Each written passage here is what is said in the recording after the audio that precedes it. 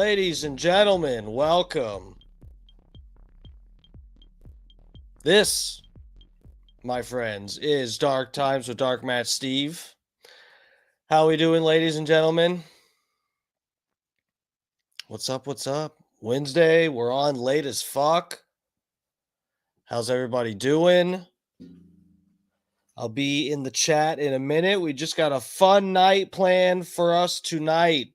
Tonight, we've got the police versus bad parents. These are some fun interactions between shitty parents and badass police officers. We back the blue here. So we're going to get into that momentarily. I wouldn't feel right if I didn't start us off with one of these. This is absolutely lit. This is lit. This is absolutely lit. This is lit. I think that's a part of leadership, is to have some of the guys that have gone before that have been disappointed to share it with everybody involved. For me, it's a reminder. I, too, have been here 23 years.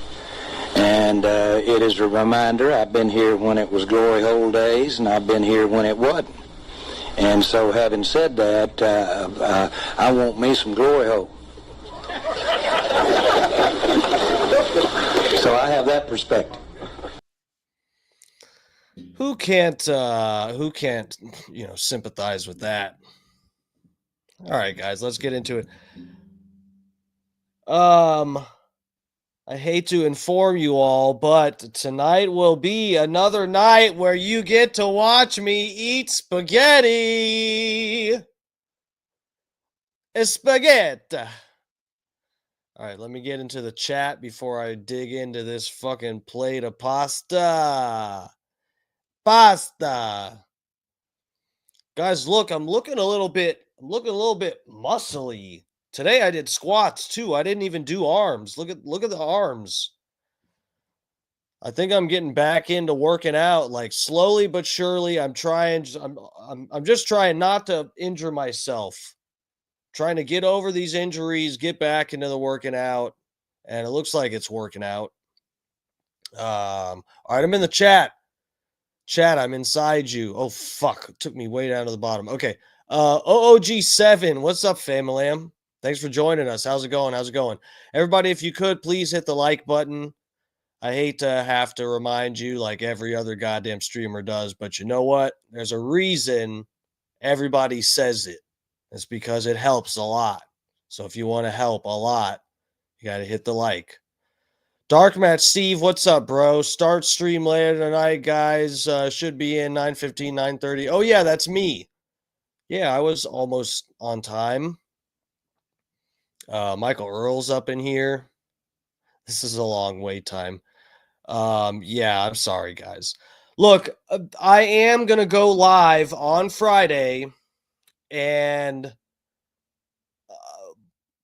hopefully, I mean, if they tell me I can't, then I'll shut it off. But I'm just going to be on my phone. Maybe I'll bring my laptop. I don't know if I don't fucking know, whatever. But yeah, so Friday, either way, whether I stream or not, I'm going to be at the Bubble 199.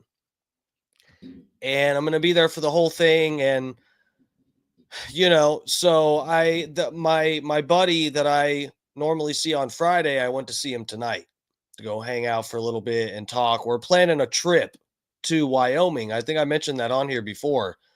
But this is my buddy that went to Wyoming and he got me the fossil and those other few things, hoodie and he got me some different shit from Wyoming, and he was showing me the pictures of Devil's Tower and stuff. I really want to go see Devil's Tower.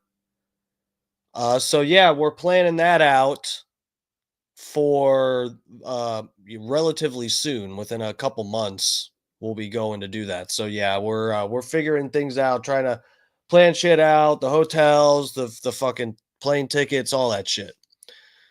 So anyway, since I can't see him Friday, I went to go see him tonight.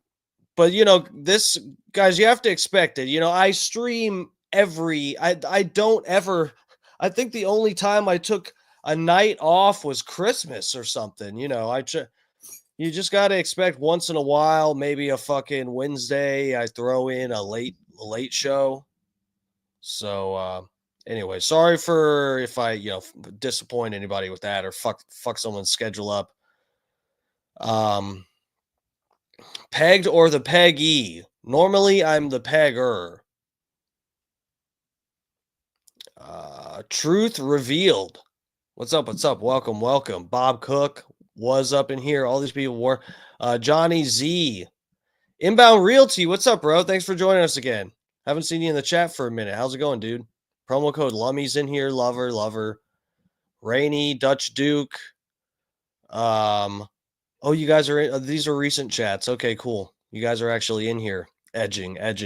Guys, we're going to be edging all night, so be ready for that. Don't get too ahead of yourself, Don't get too excited. DMS. We're burning it up in here, Scott Starboard. Scott Starboard is in the chat, ladies and gentlemen. Jolly Holly. Okay, we're at the bottom of the chat. Is my shirt tight enough? It could be tighter. It's supposed to be tight. It's a wife beater. It's not actually like that tight, I mean, it's not like constricting or anything. It's supposed to fit like this. It's a G unit tee or a tank top. I think that's what they call it, actually. Fucking goddamn, guys, I'm actually like, I'm feeling good about it. Oh, I did triceps the other day. I did squats today, which, guys, I did squats today. I was very careful with it, and I didn't fucking hurt my back or tweak my back or anything.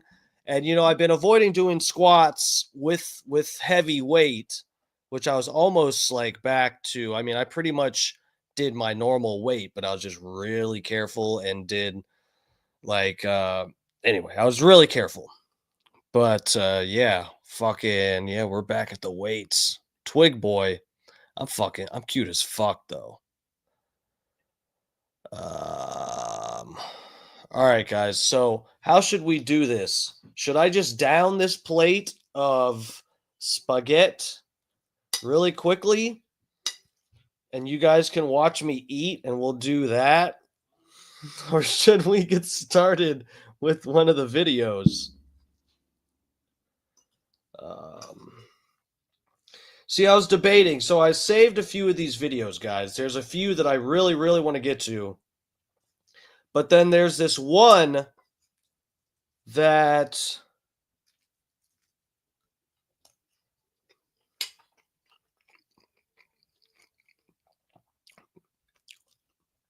most of these videos are relatively short. But there's this one video that I want to get to. I think it's going to take me a second to find it, but I'll start looking right now. So I think I do want to check this one out. It's a little bit longer, but I saw this is one I have not watched all the way through. I saw a few clips and I was like, whoa, I might want to save this for the chat and or for the stream. But I didn't save it. I stopped watching it so that we could watch it together, and then I didn't save it because I'm a fucking idiot. Sometimes that happens. Let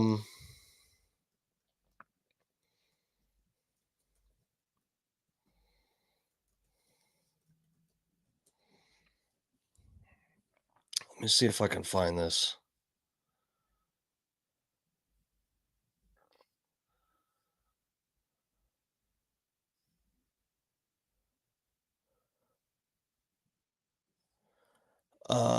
No, that's fucking, what's his name?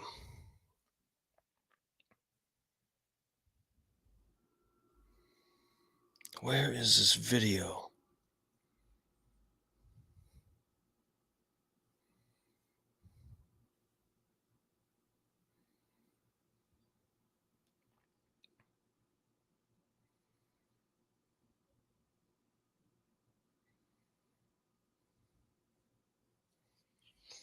Give me 1 second, guys.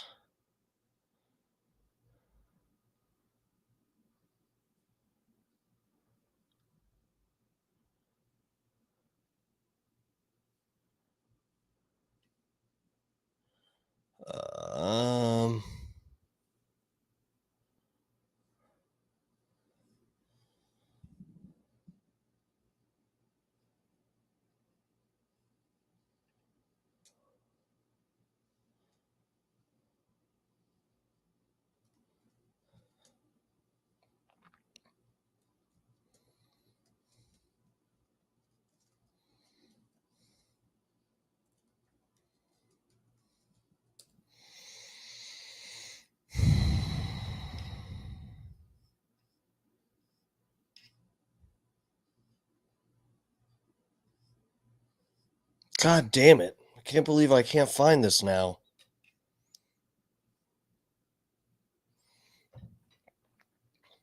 I know what to do. Hold on.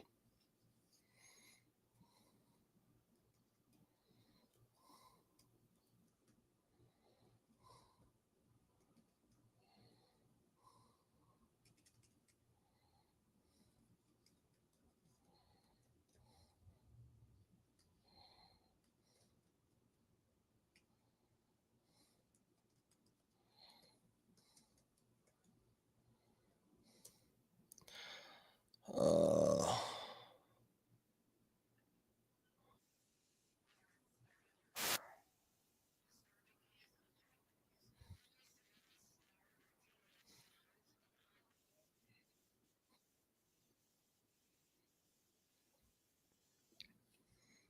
God damn it. All right, we're just going to have to get started with one of the other ones if I can't find this in like 1 fucking minute.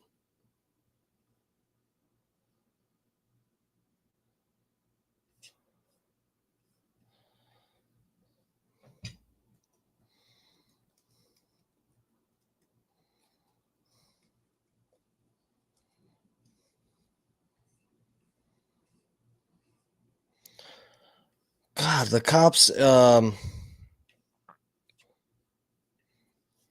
what I'll look up. Badge cam.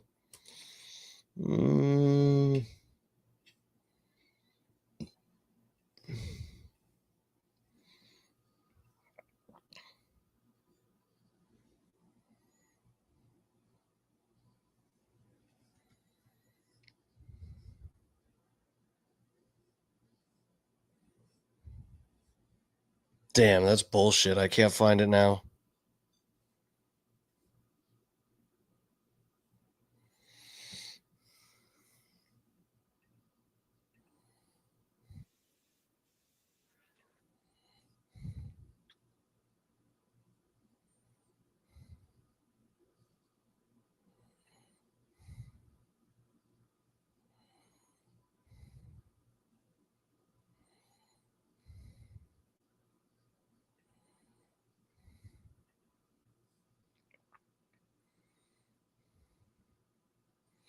Oh, it is this one. Okay. I think I did. I think I did find it.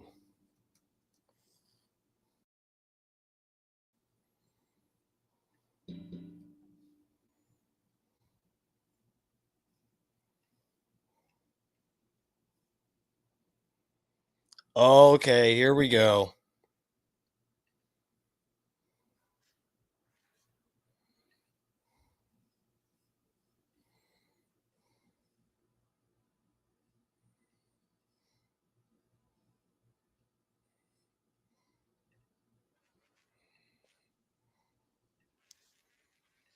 Okay, so I did find this one. I'm sorry about the technical difficulties. Truth revealed. What the hell? I've been distracted. You're in here. Come on. Are you starting trouble with people?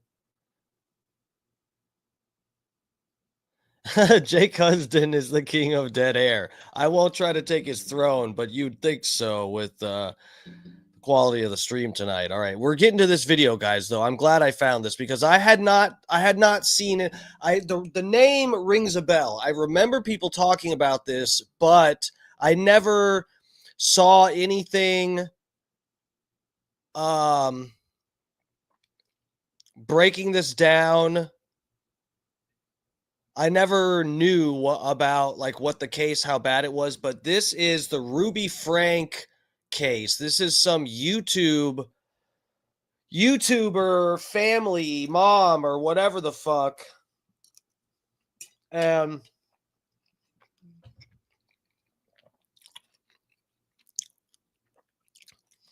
they were like abusing their kids, duct taping them, and all kinds of crazy shit. And one of the sons, they got busted because one of the sons like went next door all skinny and malnourished, and he was naked. and he fucking went and knocked on the neighbor's door. So that's how they got busted. Spoiler alert. Okay, let me get you to this tab with me. So this comes from Explore With Us. This I'll subscribe to this page. I know I've watched other stuff from this channel. Okay. But yeah, go sub to this page. Go check this page out. They have this guy sort of breaks down some of the stuff that happens. I think he puts it all like, you know, he lays out the timeline, puts things in chronological order, shows some of the body cam. This is the Ring doorbell footage of the neighbor. Hi, I was just wondering if you could do 2 favors. Well, what are they? Taking me to the nearest police station. What's going on, son? Have a seat there. It's personal business. Ring, ring, ring. Whoa, whoa, whoa, whoa, whoa! Wait a minute, how do you come to my house? And I'm a good woman. I don't do naughty things. The lives of family lifestyle influencers Jody Hildebrandt and Ruby Franke imploded on August 30th. Family lifestyle influencers? Jesus Christ. Guys, again, I know I guilt trip you every time we find some fucking YouTuber or something that's a piece of shit and they have more subscribers than me. You know, I guilt trip you guys. I'm going to do it again tonight. Look what you've allowed to happen. You know, this family, this fucking horrendous family has more subscribers than me. Is that what I need to do? Duct tape? I need to have some kids and duct tape them in the closet or something? Don't feed them? Make them eat dog food or something? Is that what you guys want? I'll do that for the clicks. K-Dog, what's up? What's up? Joe seems to be the king of shit stirring. What's up, K-Dog? Thanks for joining us. Johnny, you remember this? Yeah, so I never saw any of this badge cam shit. This gets kind of crazy. I clicked through this. I did not watch the full thing. And when I did, this was months and months and months ago.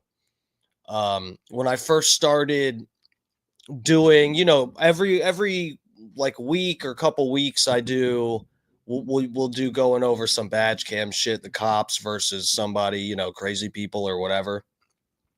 And this, right when I started doing that, I found this and I was like, oh, I gotta watch that on the stream, break that down. But I remember this name, Ruby Frank, but I don't remember any details about this. So we'll see what happens. Looks like it doesn't go well for them. 2023, when one of Ruby's 6 children was discovered weak and hurt. The other 5 had not been accounted for at this time, and law enforcement wasted no time in launching a full investigation. As the police delved into the twisted dynamic that had grown between the 2 women, they never could have anticipated the depths of the depravity the children were subjected to, or the mind-boggling justifications offered by the perpetrators. I just want my kids, I want my family back. Adults have a really hard time understanding that children can be full of evil and what that takes to fight it. The following report is based on police records. When Dan Clarkson answered his doorbell at 10:46 a.m. on August 30th, 2023, he never could have expected his actions would kickstart a nationally publicized police investigation. However, as soon as he laid eyes on the young boy outside, he immediately knew something was very, very wrong. His Ring camera captured the heartbreaking conversation that ensued. Okay, so did I hear that right? Was that one of the moms saying that their children were evil? I mean, they are how you raised them. They're your kids, right? Must make you fucking evil, I guess. I don't know. Oh, Donald Ferguson, what's up? What's up? What's up? Thank you guys for joining me. I know we're on late. It's going to be a crazy week. But yeah, I'm going to the Bubba 199 birthday bash. And I may or may not be going live from the BRN with my cell phone likely, or and or laptop. We'll see. Dark Match Gene in here. DMS is looking jacked, bro. God damn, that's why I got. Oh, holy shit! What's that underneath there? What the? God damn, that's pretty crazy, actually. I am looking jacked. That's why I have to eat the spaghetti in front of you guys tonight. You know, I don't like to do that. I like to just host the stream.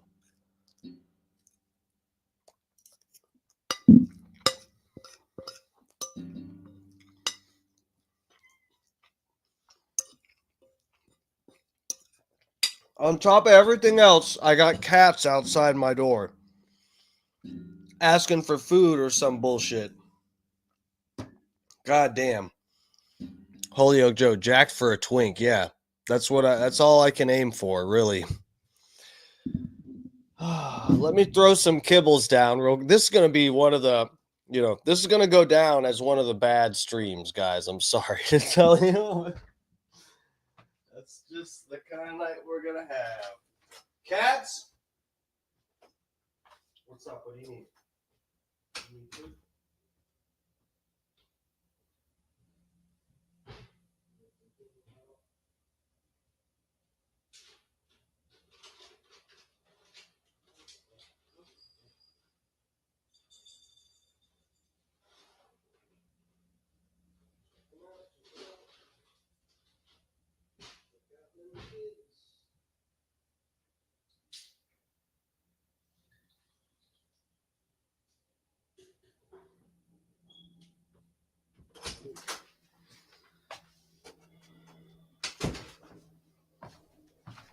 Sick of these cats.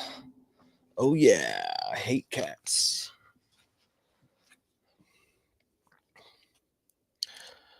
Okay, we're back.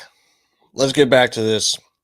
YouTubers abusing their kids, duct taping their kids for the views. I am willing to duct tape my cats for views. Do you guys want to see that? Do you want me to bring one of my cats in here and duct tape it to the wall behind me? And you guys can watch it just like try to squirm away for the whole stream? I'll do it. If you guys can guarantee me a million clicks, I will do that. Psst, psst, psst. Come here, kitty.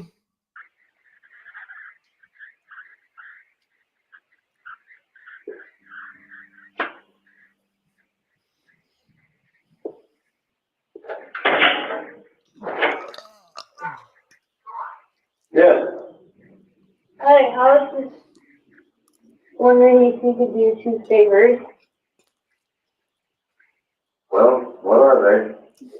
Taking me to the nearest police station. Well, actually, just one's fine. God damn. The guy started off heavy-handed. The kid's like, could I ask you 2 favors? He's like, yeah, what are they? These fucking kids these days. Can you take me to the nearest police station? Or any police station, please? It doesn't have to be the nearest one if you don't like that police station for some reason. Sir, I don't want to inconvenience you in any way. We can go to a further police station if that suits you. Maybe you know some of the officers over there. Just I need attention from legal authorities. What's going on, son? Have a seat there. It's personal business. This was actually the second neighbor the boy had attempted to contact. At the first house, there was no answer, so he'd been forced to move on. The disturbing reason he was seeking help came out when Dan made this emotional call to 911. I just had a 12-year-old boy show up here at my front door asking for help. Says he just came from a neighbor's house. He's hungry and he's thirsty. While Dan was on the phone with the 911, his wife gave the boy, who introduced himself as Russell, snacks to eat while waiting for help to arrive. Hang in there, Russell! But shockingly, there was something more appalling about the boy's condition than his extreme malnutrition. He has duct tape around Big his injuries. There's sores around them. Yeah, there's sores around him. I think they It's a good chance he's been, He also has and he has been around his wrist ankle. as well. I mean, his wrist as well. Okay, this boy has been. Needs immediate attention. And yet the most heartbreaking revelations were yet to come. Okay, this boy has been. Needs immediate attention. This kid has obviously been. I think he's been detained. He's obviously covered in wounds. He says what's happened to him is his fault. We need the police here now. The police and an ambulance were already on the way. During the tense waiting period, Russell revealed that he'd been staying with his mother and her friend, Jody Hildebrandt, since May. Terrifyingly, he added that he wasn't the only child in Jody's house. His two sisters, ages 9 and 14, were still inside.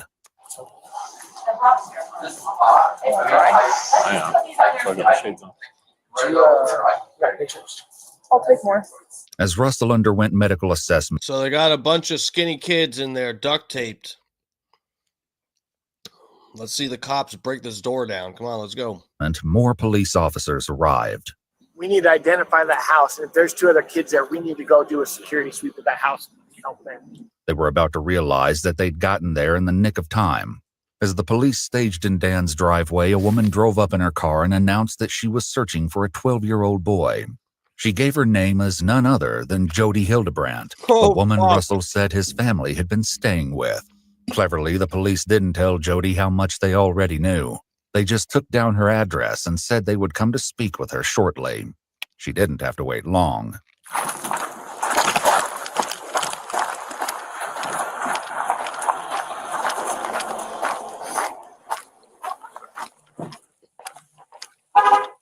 Ring.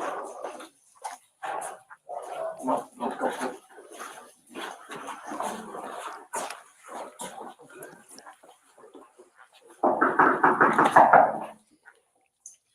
We're here to speak to you with guns drawn.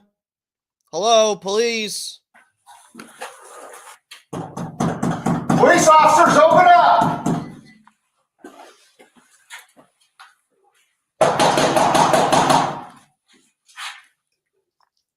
Got movement right here. Right there. Contact. Got movement, Michael. Open the door!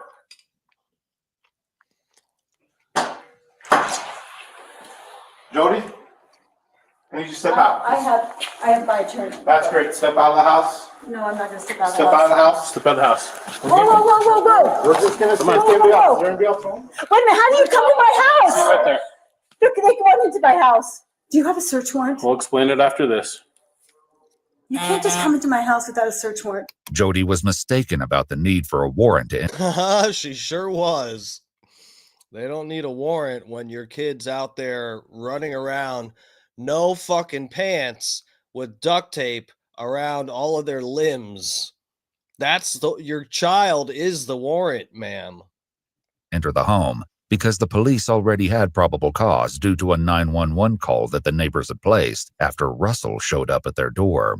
There was a clear emergent need to enter, and a warrant wasn't necessary. The police must account for the welfare of the other 2 children. They certainly had their work cut out for them, though, because the house was massive. During the search, the police found one room that appeared to be set up for filming. This, they would learn, was because Jody and Ruby both had a significant online presence. This is the red room. More details would emerge throughout. They bring their kids in there and duct tape them for, for super chats. $100, you get to tell me how to duct tape my kid.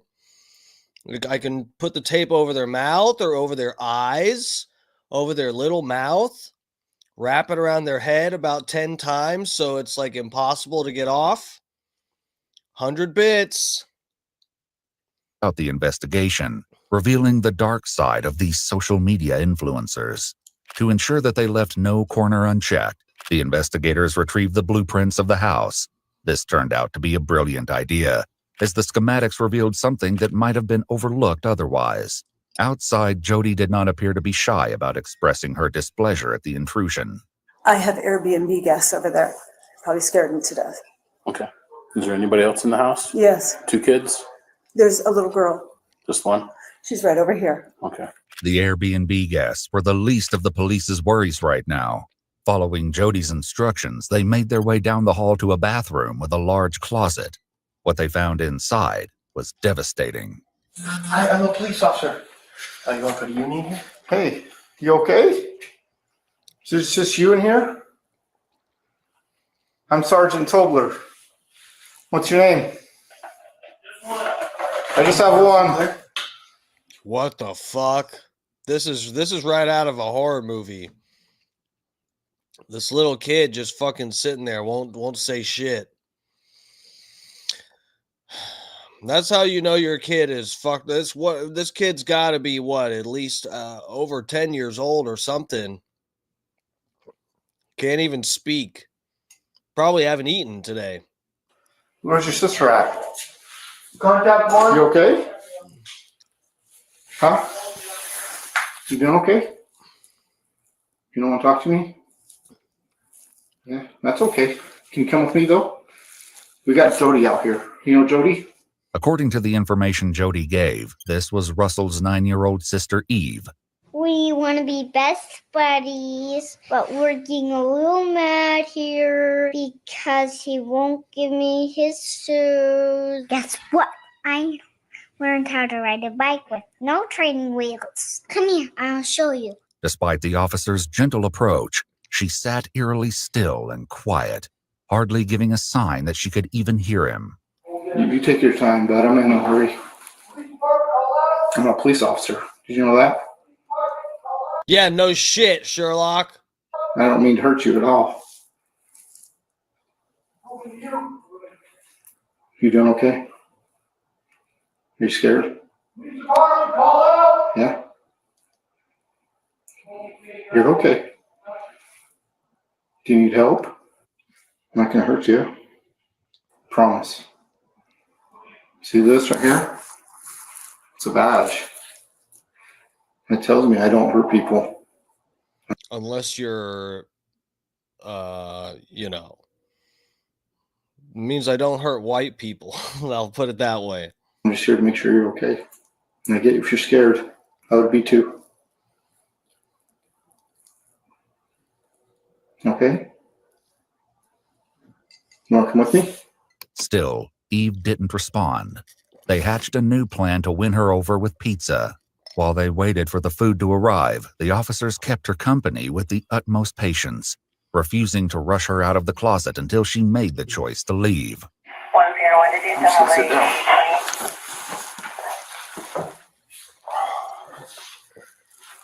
It's okay if I just sit here with you. We don't have to say anything. Here we go. Our tax dollars at work. Cop just sitting on the ground talking to a little kid. If you don't want to. The waste of my tax dollars is just ridiculous here. Okay. Cuff him and stuff him. Drag that little brat downstairs. Let's get this investigation over with, boys. We ain't got all day. I'll just sit here with you. Meanwhile, back with Russell, the EMTs got a close-up look at the duct tape and wounds around his ankles. What they found was almost unspeakably gruesome. But even this was overshadowed by what Russell said next. In between bites of the snacks from the neighbors, he told the police officer documenting his injuries additional details, which made the situation all the more sickening. You're not in trouble with me, okay? We're just trying to figure out what's going on. Our main focus right now is you, okay? Who put the ropes on you? Supposed to help you what?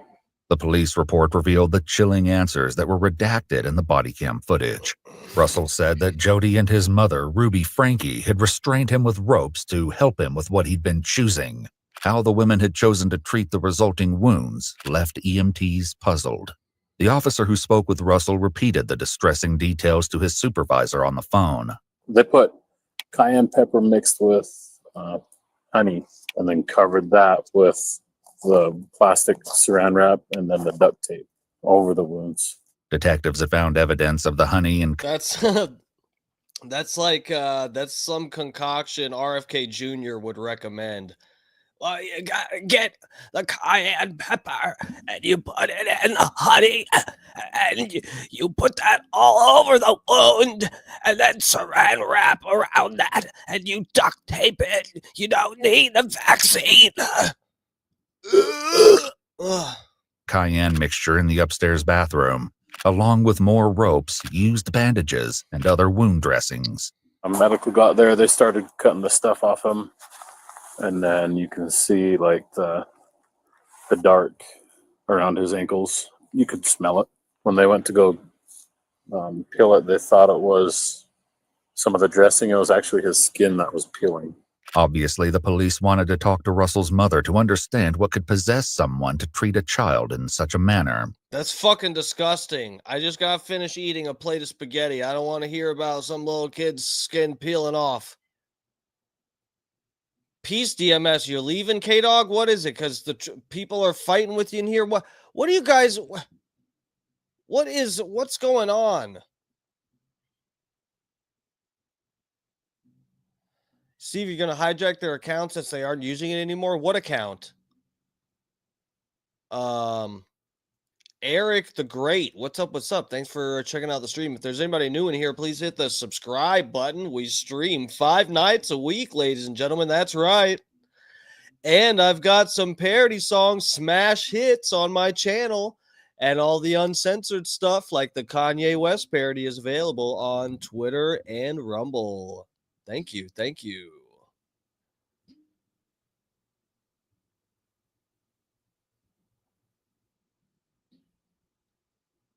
All right.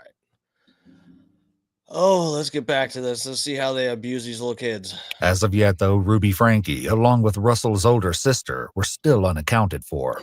Jody certainly wasn't sharing where Ruby was, as her behavior became increasingly strange as the house search continued. When this officer seemed unreceptive to her stare, she tried a different target. You waiting for me to say something, or? Okay. Inside the search... What the fuck? She's just awkwardly staring them down to try to like, hey, what is that, Jedi mind tricks or something? This bitch has lost her mind. Went on for more children, especially Julie, the old... How dare you come in my home and do a welfare check on my abused children? How dare you? older sister, Russell said, was at Jody's house.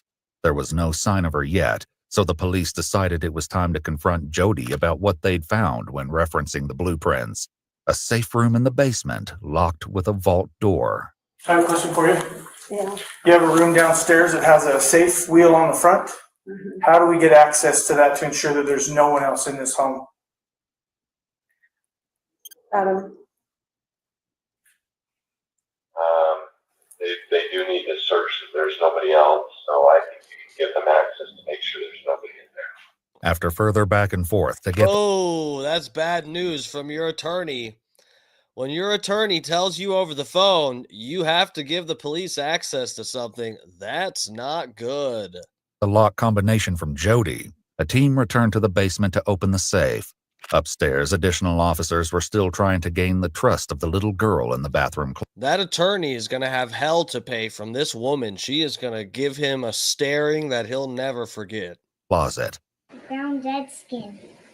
She found dead skin. Dead skin. Get out from underneath my bed right now. Sorry, Mom. I am more upset that you came in my room when you knew you weren't supposed to. You knew that it was a bad idea. Yeah. You're still going to have the consequence of not having your nails done for a month. And no food for a month. And no water for a month. And duct tape for a month. Mommy loves you. It's a deal. Give me a hug. It's a deal. Can I help you too to get paid? Because I want a lot of money. You. They likely hoped that the arrival of the pizza would change things in their favor, but they were in for yet another surprise. Fucking disgusting. Jesus. So you see, it is crazy because this is just, they're unsuspecting, you know? I guess I don't, what you expect her to have a bunch of tattoos or something like that, to be some abusive mother? I don't know. She just looks unsuspecting. Yeah, that's it.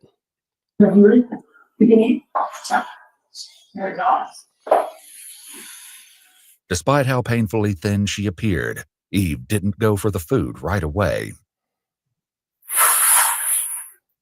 She's fasting.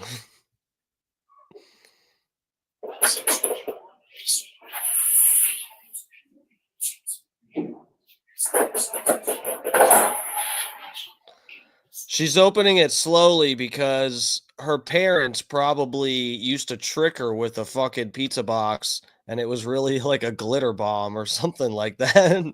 They're YouTubers, right? Yeah. So they probably tricked her. It's prank video. Mama's gonna get glitter in your eyes. Oh, you think you're getting a pizza? That's funny. Glitter bomb.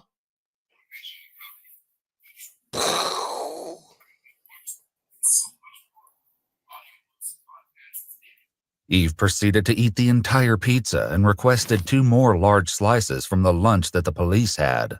As Eve ate, the plan was to focus on opening the safe, but suddenly a new priority emerged. With no warning, Ruby Franke, Russell and Eve's mother, arrived on scene. After determining that she had no weapons on her, she was taken to a separate area of the house to wait out the search. The police would check in with Ruby once they finished going through the house. The only place left to look was the basement safe room. When they opened the door, though, they were likely crushed. Julie was not inside. At first glance, the room looked to be nothing more than a barren bolt hole reserved for emergencies. When they started opening drawers, though, they turned up some stomach-churning evidence: handcuffs, a length of rope, and a carabiner. Based on the condition of Russell and Eve, the police received an official search warrant that enabled them to collect these items, along with many of the electronics, as evidence. But even after being in the house for hours, there was still no sign of Julie or the other Franke siblings. The only certain Where are these kids? thing was what should happen with Jody and Ruby. They were both placed under arrest for aggravated child abuse. Okay, just place your hand behind your back for me. Perfect. During the arrest process, the officers likely noticed some strange behavior from Ruby. She didn't say a single word, even when put in the back of a police car with Jody. The police had to hope she would be more verbose when the time came to ask her how Russell and Eve had gotten in such miserable conditions. Okay, go ahead and have a seat.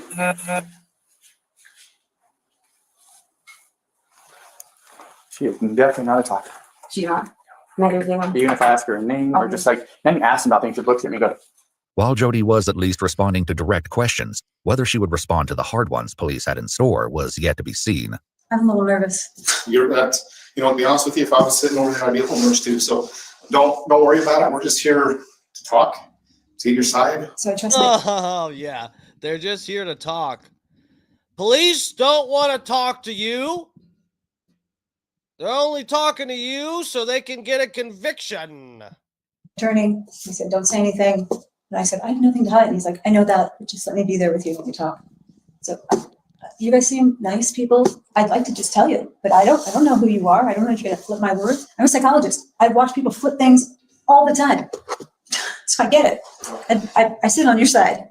Get it. It looks sad that I don't want to answer anything, but it's not because I'm trying to be difficult. Even though Jody refused to talk without a lawyer, trying to get information from Ruby was astronomically more difficult. We're just here to talk to you about kind of a few things involving your kids. So first, do you live down here or do you live up north?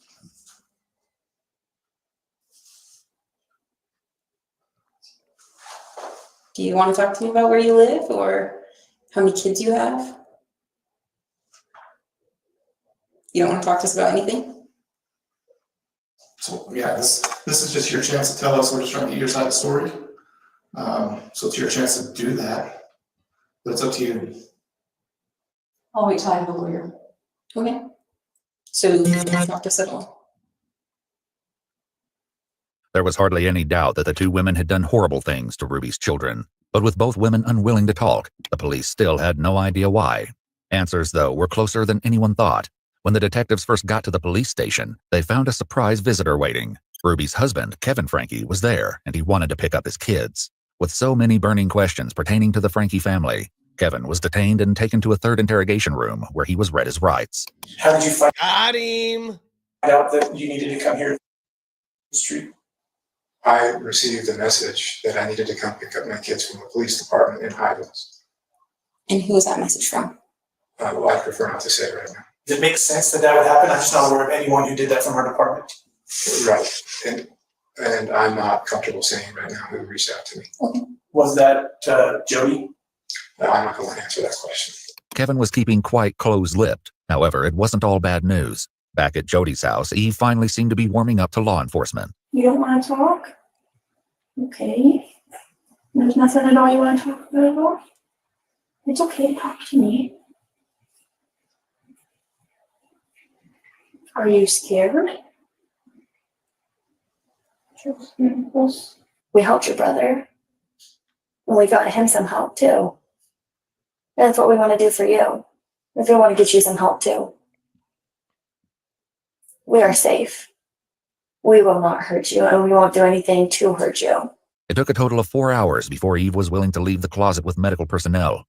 When examining her in the ambulance, EMTs discovered that she had wounds on her feet and decided that she and Russell both needed to go to the hospital. Thankfully, as Kevin's conversation with police continued, he was willing to provide some crucial context. And how many kids do you have, Kevin? I have 6 kids. So are they all living with you, or No, I haven't seen them for over a year. any of them? No, none of them. For a year? Over a year. Okay. I've been in a separation From who? from my wife and family. Ruby invited me to leave the home while I thought about the choices that I've made in my life and the way that I've treated her. And did you ever try to reach out to the kids, drop by the home, or was there? I honored the no separation boundary that we agreed to. When was the last time you saw Ruby? The last time I saw her Yeah. was the 18th Of this month. We met she requested me to sign over vehicles, or the titles to the vehicles, the vehicle that she drives, that were all in my name. when's the last time you physically saw Russell or Eve? The day that I moved out, July 24th, 2022. So my job is to financially provide for I was trying to figure out like how much of a role do you play in the caretaking of specifically of those 2 kids? I pay the bills. Okay. With my job, I provide the money. I wonder who called this guy. It was I wonder if it was the attorney, because the mom was on the phone with the attorney, but maybe he assumed he wouldn't get hemmed up in this or something. I don't know. The mom probably told the attorney, "Hey, go to call my husband, tell him to pick up the kids." So Child Protective Services doesn't take him or something. Goes into a shared bank account, and that's my only involvement. As the conversation went on, Kevin seemed to be just as in the dark as the investigators. Who lives in that home with your, is it ex-wife? Is it currently a separated wife? Like who lives in that home with your children? To be honest, I don't know. I know that she's there with 4 of the children, and our 2 older children have moved out. This likely came as a shock to investigators. If there were 4 Franke children still living at home, that meant they weren't just missing Julie, but another one of Russell's teenage sisters, Abby. Before launching into a frantic search, the detectives decided to finish talking to Kevin, hoping he could give them an idea of where to look for the girls. As the conversation went on, though, Kevin's story only got stranger. Who's this female Jody that your wife was? Do you know a female named Jody? She is a therapist and a life coach, and she's... Dear God, fucking therapist and life coach.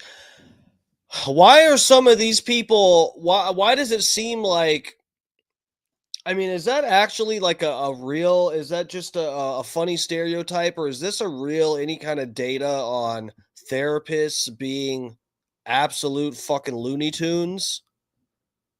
Because this is, it just seems like a trend that fucking psychologists and therapists are fucking crazy. There was one of them, one of the people that was vandalizing the Cybertrucks and stuff. This person was a fucking therapist.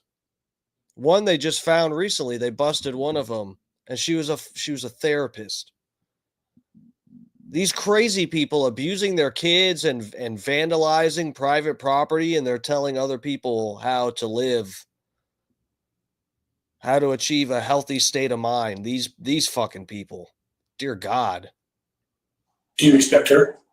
Do I respect her? Yeah, I think she is a very honest, faithful person. Yes. Okay. Is your wife a partner of hers? Is your wife a roommate with her? If your kids are living in her house, is what I'm trying to say.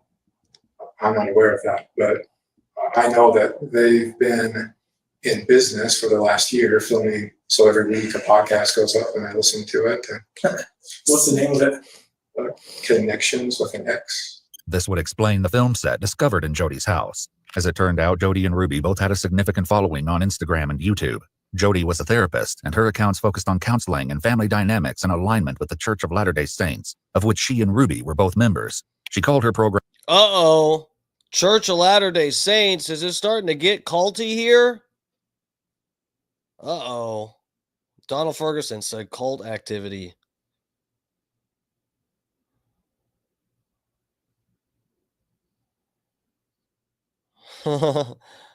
A psychiatrist, most dangerous people in the world, horrible track record.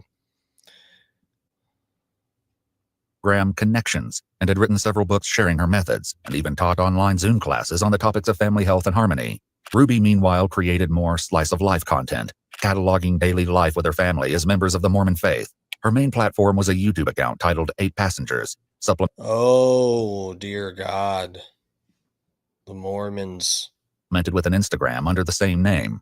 In due time, the police would learn that the content made by Ruby and Jody had become unimaginably twisted behind the scenes. Are you involved with their business efforts, or no? And were you involved in the 8 Passengers account with your family? Yes, I was in videos. Recently, Ruby's online presence had undergone a shift. She rebranded to Truth Mom, but began focusing less on her own channel in favor of working with Jody on Connections. You guys got a lot of heat for neglect and child abuse. A lot of people commented those things on there. Why were they commenting those things? That's a good question. We had a son who was acting out in very selfish behavior. Just Chad, or yes, this was Chad, and none of this is strange or odd. You can get on YouTube and find out all. You see, officer, my son allegedly took a slice of bread from the pantry, and so we had to duct tape him in the fetal position and stuff him into a suitcase. So, just regular parenting over here. Nothing to see, really. Sorts of stuff on this. Eventually, Ruby stopped posting on her private YouTube account altogether, which Kevin said eliminated 90% of the family's income. Her last video on Jody's channel, though, had come out just 2 days ago. In the interrogation room, Kevin shared more about the situation, which led to public outcry against the Frankies. He was being very cruel and mean to his siblings that he shared a room with. And so we removed him from the room. And we said, you can sleep anywhere you want. Sleep on the couch, sleep on the pull-out bed, sleep on the floor for all we care. But he wanted to sleep in a small duffel bag duct taped up, and we told him he could, and I'm not going to take that away from my son. You're not sleeping in that room with your brother. He chose to sleep on a beanbag. So 9 months later, he had made a lot of changes in his life, and he was ready to, and we had moved by that time. And so we had a new house, and he was ready to move into his own bedroom, made a video about it. And in the video, he mentioned something to the effect of, I've been sleeping for 9 months on a beanbag. And that is what all the uproar was about. This wasn't Ruby's only 9 months. Holy fuck, dude. 9 months sleeping on a fucking beanbag. Because what? What did he do to his sisters? What was he doing? Like bad stuff to them? Or just pulling their hair or something? putting their Barbie in the toilet. Run in with the law. Shockingly, just 5 days before her arrest, she'd been pulled over while driving with her kids in the car. Hello. You know how fast you're going right there? No. Okay. Got you going 57 in a 35. Ruby was sent on her way with only a speeding ticket. Back with Kevin, he explained that the situation with his oldest son, Chad, was the catalyst for Jody getting involved with the family. She was hired as Chad's therapist and had the boy personally paying her $900 a month. From there, her involvement with the family only grew. How this could have led to the breakup of the family and the near starvation of 2 of the children was yet to be explored. During your marriage, how was disciplining your kids? How would you discipline your kids? Yeah, I'm not going to answer that question. Are you no food, no water, no freedom, minimal air inside the duffel bag? Or the physical condition of your children? No, I've chosen to trust my wife with the children. That was part of the agreement of our separation. Kevin was about to learn that. Well, I got some bad news, sir. Your children are trans now. No, that would be a delight. Sorry, sir. Actually, your children have been abused and duct taped and starved. The harrowing consequences this decision has caused. We received a phone call from 911 on our dispatch that a 12 to 13-year-old boy was knocking on doors in a neighborhood asking for food and water. So he had he had duct tape on his extremities, on his hands, on his ankles, and those were covering rope burns that were used to tie him down. Take a second and think about what I just said. That's the condition of your son. Man, my son must have been really mean to one of his sisters to deserve that. Given that information, your son was taken to the hospital. A warrant has been applied and granted by the Department of Child and Family Services to remove both Russell and Eve from your wife's care. Do you understand that? I understand. Would you condone that behavior? Would I condone that behavior? That's my job. My job is to find out your knowledge of treatment of these based on your precious description, children. no. But again, I don't know the details, or I don't know what's going on. But as you described that sounds horrible. Disgusting. Okay, I was gonna make fun of him for hesitating there, but actually that he really answered properly. Because you don't really know. The cops do this all the time when they're interrogating people, where they will just lie to one of them about what the other person said, just seeing if they could get this person to spit out some truth about something to get the other person in trouble or whatever, to pin the people against each other. And so yeah, he's like, well, I mean, if you're actually describing them, if your description actually matches reality, then yes, that's pretty bad. No human being should be treated like that. The investigators stepped out. Yeah, it sounds like he's genuinely not aware of how bad of a mother his ex-wife or wife or whoever the fuck. To give Kevin a few private moments to come to terms with what he'd just learned. When the investigative team returned 10 minutes later, Kevin took the opportunity to ask a burning question. What's going to happen with my wife? I love my wife. I don't know. I'm being honest with you. I don't know. That interview with I you. don't have those charges against my wife. Possibly. I think given the circumstances, that's highly appropriate. But again, That night, the police decided that Ruby would be booked into jail to await her attorney. Even this, though, failed to get a reaction from her. Makes you want to let you know what criminal charges for, so you're under arrest. It's going to be 2 counts, second-degree felony of child abuse or neglect, okay? Do you understand that or no? Are you okay? I'm wondering if there's like a medical clearance that needs to, like, do you need medical attention before you go to the jail? Okay. Have you ever been arrested before?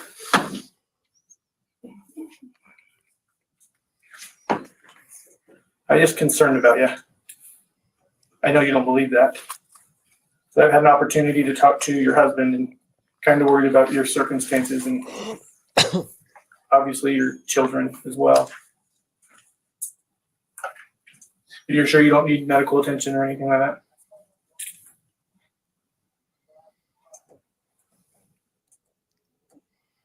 Jody, too, was escorted to a police car to be transported to jail facing the same charges. That's a no. Still inside the police station, Kevin learns more from the investigators about the children. And so, I mean, this feels like getting run over by a steam truck while you're sharing with me today. Yeah. I can tell you're caught off guard. I thought I was just coming here to pick up my kids, and for what, I don't know what or why, but.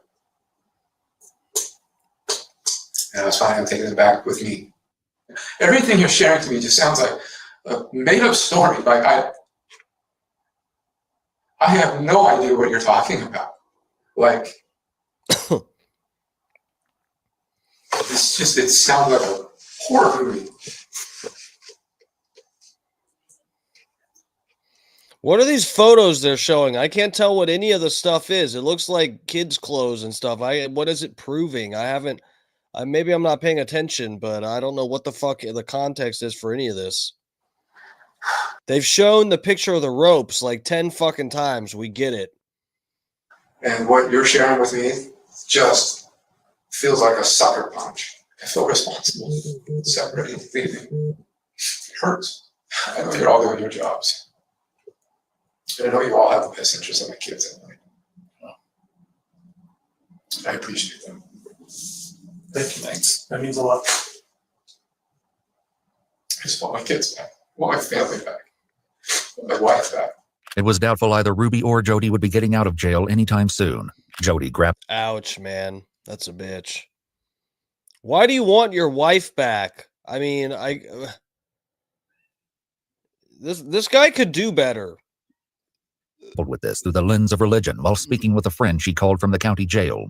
And I don't know if I'm going to be like some kind of example, but when I get out of here, I have a story to tell, and I'm going to try to do everything I can to protect the children, because that's what's happening, is that kids are being just horribly abused. But I have just been begging him, like, you've got to explain this to me. Like, I cannot logically figure out what's going on here. I mean, I should be here. I haven't done anything wrong. Ruby, too, made some equally baffling claims during her jailhouse phone calls. But the most upsetting thing is that I am completely misunderstood. That is the most horrible feeling. Like, my own family misunderstands me. They misinterpret me. And poor Jody, they misinterpret her. They misunderstand her. She puts her neck out on the line for people, and then they get mad at her. I mean, it is just horrendous. It's horrendous. And you know what? Every Joseph Smith, every wonderful man of God has had to be misunderstood. And I'm a good woman. Oh, dear God. Bringing up Joseph Smith. That's rough. Mormons, are you are you guys you guys taking credit for this one? Cuck dad. Scott Starbird, you know what? That's kind of a good point. This is like, yeah, man, this is one of those husbands that lets their wife just walk all over them. That's the vibe we're getting here. Oh, just fucking abuse my kids. Take the house, abuse my kids. It's okay. I still love you. Don't do naughty things. This is the witch hunt. It wasn't all dark and twisted news, though. In a stroke of luck, the police located Julie and Abby. Shockingly, they were nowhere near the family home in Springville. Rather, they were located more than 20 miles away at a house belonging to Ruby's friend and fellow Connections member, Pam. How she'd gotten there, though, remained in question. Pam was handcuffed when the police arrived and agreed to answer some questions while waiting for additional investigators to arrive. While one officer sat with her, the other took the opportunity to check in with Julie. Do you need medical attention at all? Okay. Is there a reason you're so scared right now? It's us? Okay. Well, I'm sorry if you've had a negative interaction with law enforcement in the past, okay? My intention is not to scare you. Do you go to school? Down the driveway, Pam was unhandcuffed when investigators arrived from Springville. She told them that she'd received a call from Ruby asking her to pick up two of her daughters while she dealt with a family emergency. Up until this point, the officers were under the impression that it was only Julie at the house, but Pam clarified that her older sister Abby was also there. Thankfully, neither she nor Julie appeared to be in physical distress like Russell or Eve. Julie and Abby appeared hesitant to go with DCFS representatives when they arrived, but were safe. And damn right they should be. Guys, hold on one fucking minute. I'm sorry to do this, but I got cats at the door, and I gotta go get my final course of my dinner. Cat? Go outside.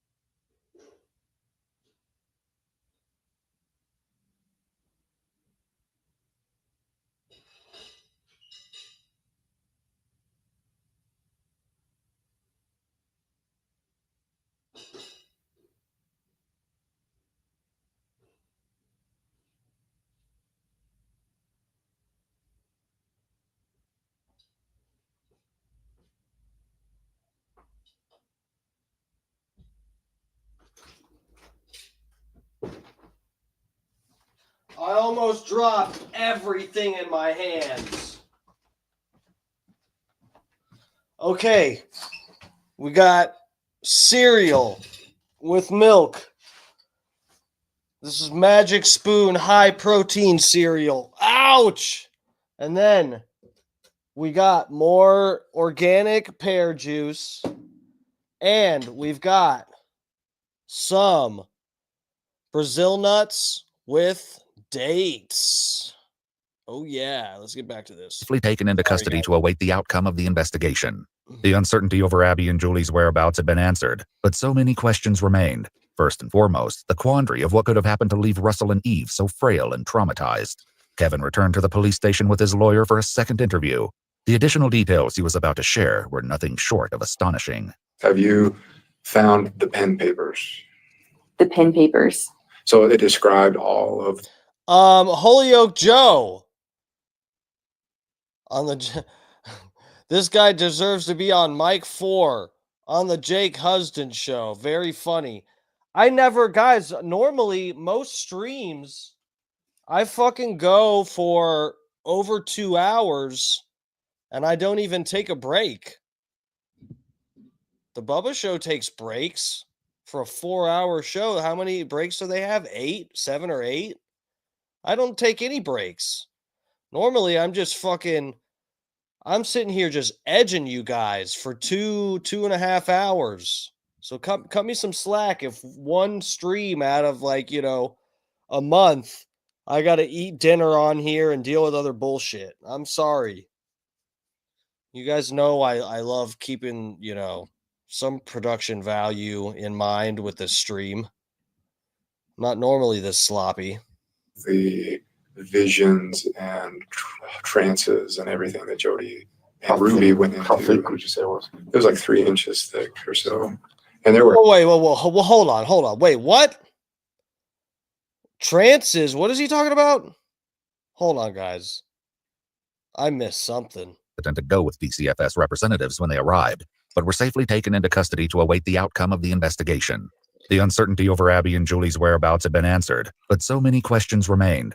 First and foremost, the quandary of what could have happened to leave Russell and Eve so frail and traumatized. Kevin returned to the police station with his lawyer for a second interview. The additional details he was about to share were nothing short of astonishing. Have you found the pen papers?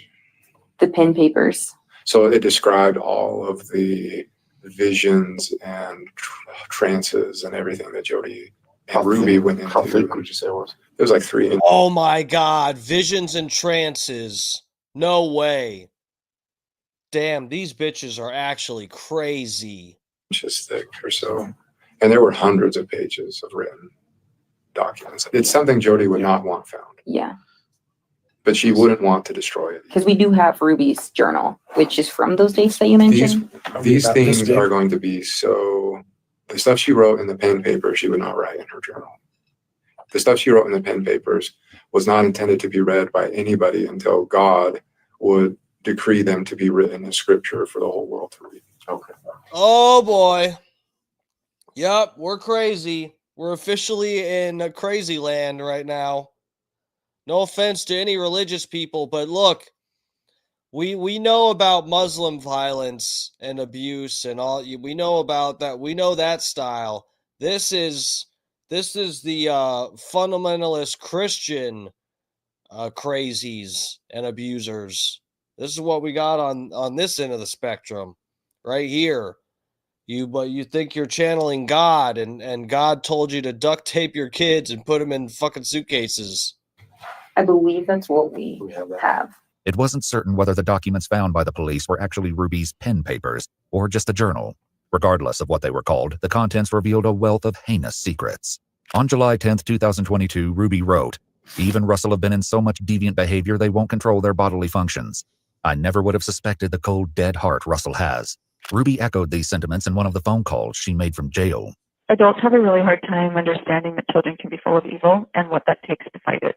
According to the journal, Russell and Eve were locked in closets, made to do physical labor, wall sits, jump on a trampoline, stand out in the rain, and carry heavy boxes up and down the stairs for hours on end. When Eve slipped and fell while carrying the boxes, Ruby accused her of doing so on purpose, and then shaved her head as punishment.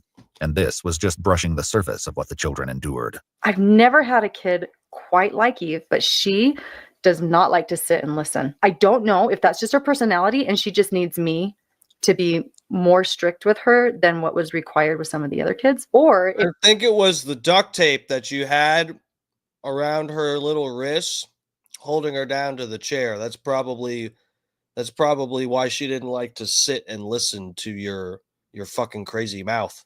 she is displaying hyperactivity tendencies. So I'm going to try to figure that out today. I honestly don't know which way it's going to go. She knows that I mean it, and I'm going to carry through with it. If she absolutely is not capable, then I'm going to maybe take further measures to figure out if there's hyperactivity tendencies. I'm going to shave her fucking head going on. Or if she stays and she's really good and she listens, then it probably just means she needs a little bit more of a strict routine with her. According to Kevin, the fight against so-called evil had not originated with the children. In fact, the downward spiral had begun more than a year prior under some very strange circumstances. We went out to like a dinner afterwards, and that's where Jody really opened up to the women in a private conversation that she believed she was being tormented and haunted by shadow figures every night. And that was spooky. Ruby also revealed that Russell and Eve still sometimes failed to control their bodily functions. She presented this as a method by which they defied her. Back with Kevin, he alleged that Jody's experiences had rapidly grown more intense. She was walking along the beach with Jesus, and Jesus challenged her to go walk on the water, and it was a whole lesson on walking on the water. And that was still just the tip of the iceberg. The more investigators read of Ruby's journal, the more depraved the story became. Tuesday, big day for evil, she wrote on July 11th. All night, Eve screamed and cried and hit her head on the tile floor. Today, Jody confronted her. Eve admits to putting on a show for her mother. Eve said she wants to be pitiful. When the investigators read on and learned what torment Eve had endured to reach this level of desperation, they likely didn't know whether to be enraged or heartbroken.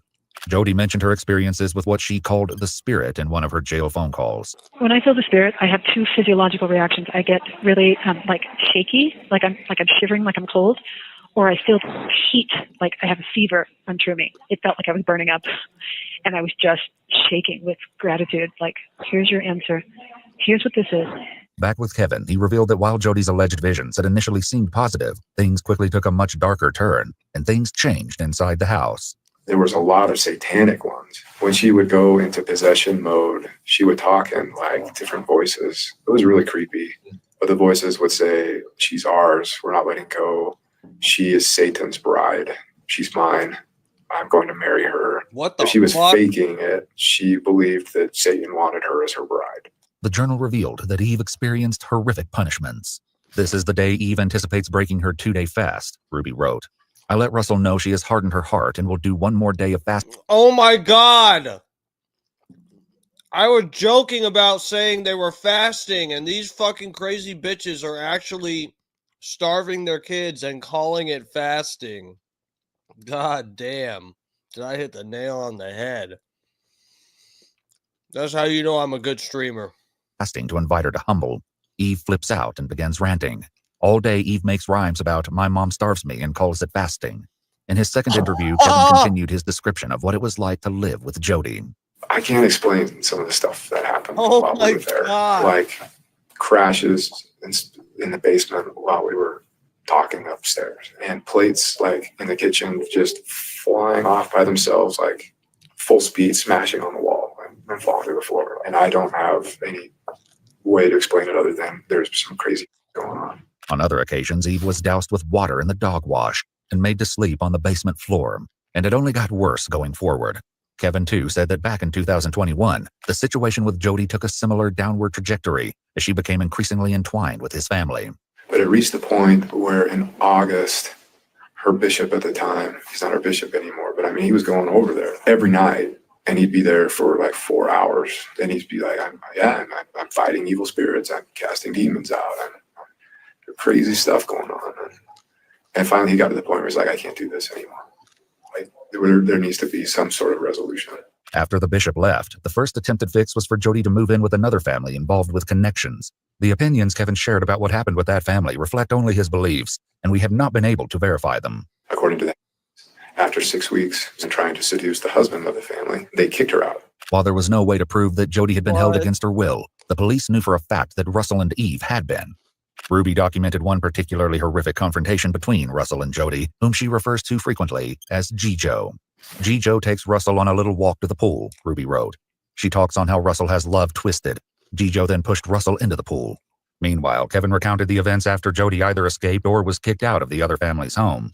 It was at that point that they said, why don't you take her up to your house? And I was like, oh, hell no. I don't want this in my house. But I was beaten over the head with it. Like, that's really insensitive. You know, she's done so much to help our family, and you're being selfish, and she has needs, and come on, like, it won't be for long. And so I relented, and I was like, okay. Later in his second interview, Kevin told the police about the drastic changes that took place in the Frankie house after Jody moved in. The moment she showed up in my house, just the weirdest crap started happening. Lights turning on and off, sounds of people walking in walls, and like sounds like footprints going up walls and across the sea. This guy's drinking the fucking Kool-Aid too. This guy's fucking nuts too. I had hopes for this guy, but this guy's fucking nuts too. Dark Match Gene. Oh wow, what is DMS eating? This is that Magic Spoon cereal. This is the only non-organic thing that I eat fairly often. I've been doing milk again. I get 2% milk. I stopped drinking milk like, God, probably like 8 or 9 years ago or something. And just went to using like I guess it's still dairy, but what's it called? Kefir. Using that for my shakes instead. I did almond milk for a while, just a little while. But yeah, that's I got over that shit.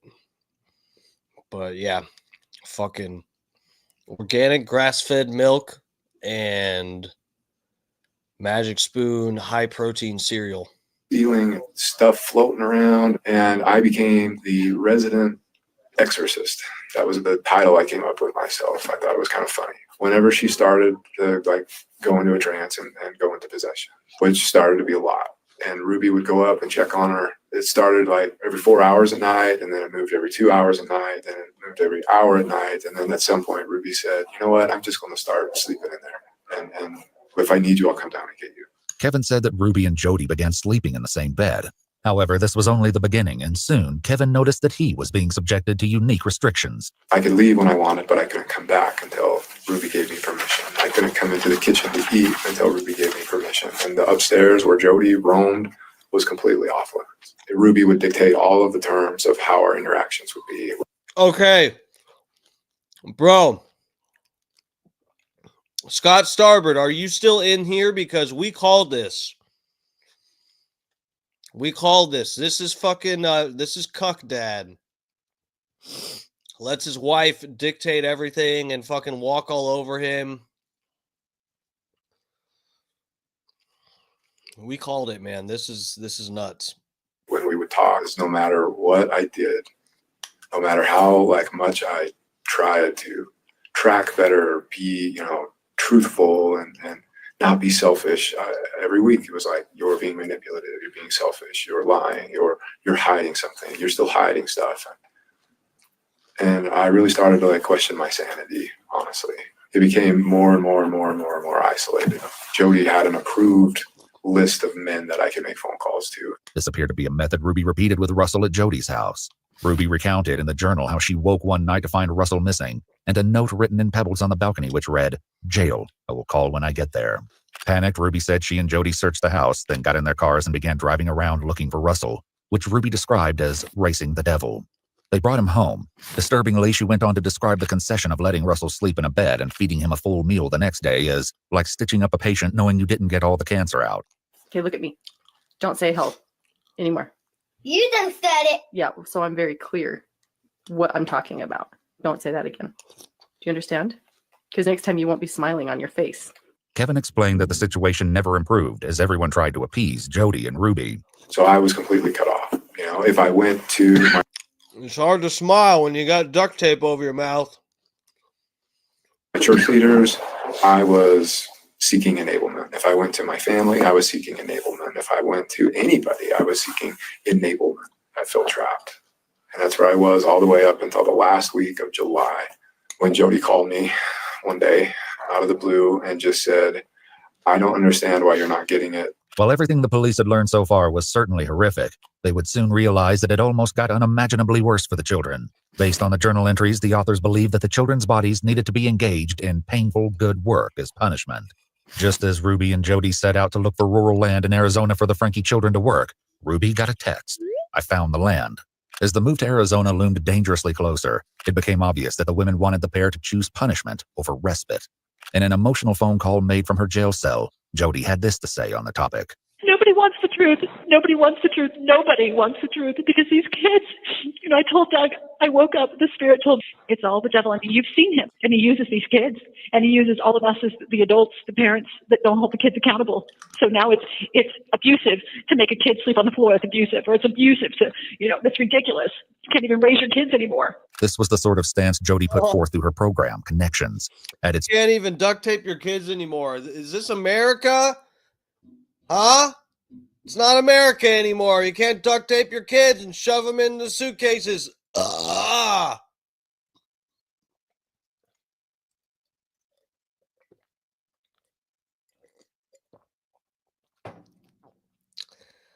will say,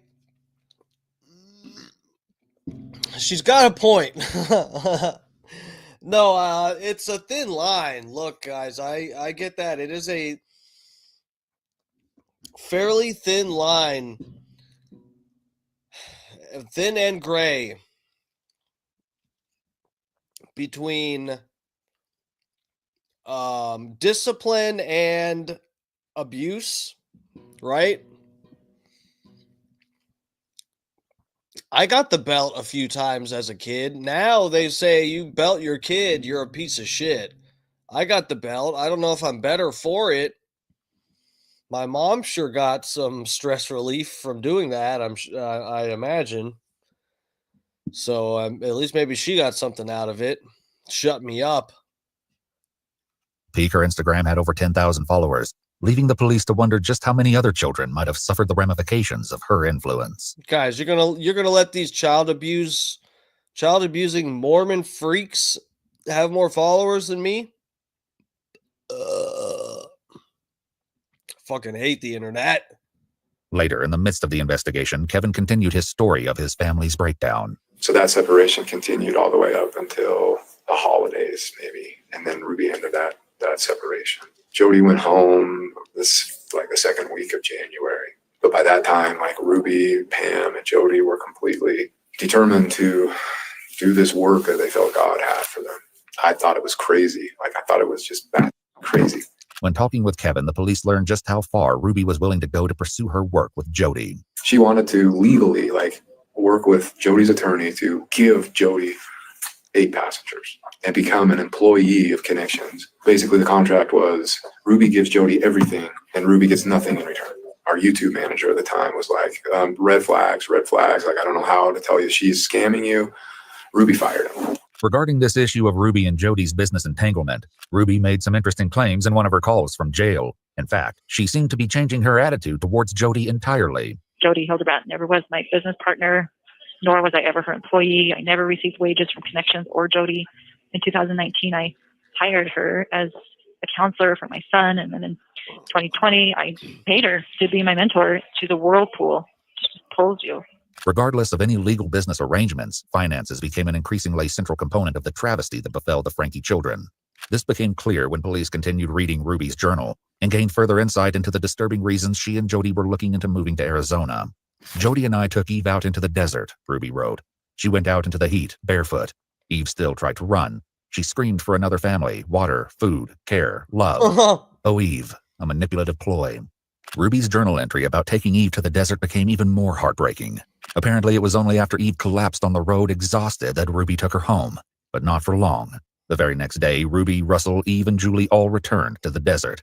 For the next 3 days, the children were made to weed and tidy a cemetery on a nearby Native American reservation. They were not allowed to wear shoes or gloves, despite the fact that there was broken glass and thorns everywhere. At one point, Russell became so desperate to escape the heat that he stuck his head in the toilet. Footage of this suffering was captured by a local, who explained in no uncertain terms to Ruby that she was not welcome there, and that she would be filing a police report. This, Ruby wrote in her journal, was a sign that the devil does not want us to take Russell and Eve out of society. Apparently, relocating to Arizona was their chosen method of avoiding further unwanted attention.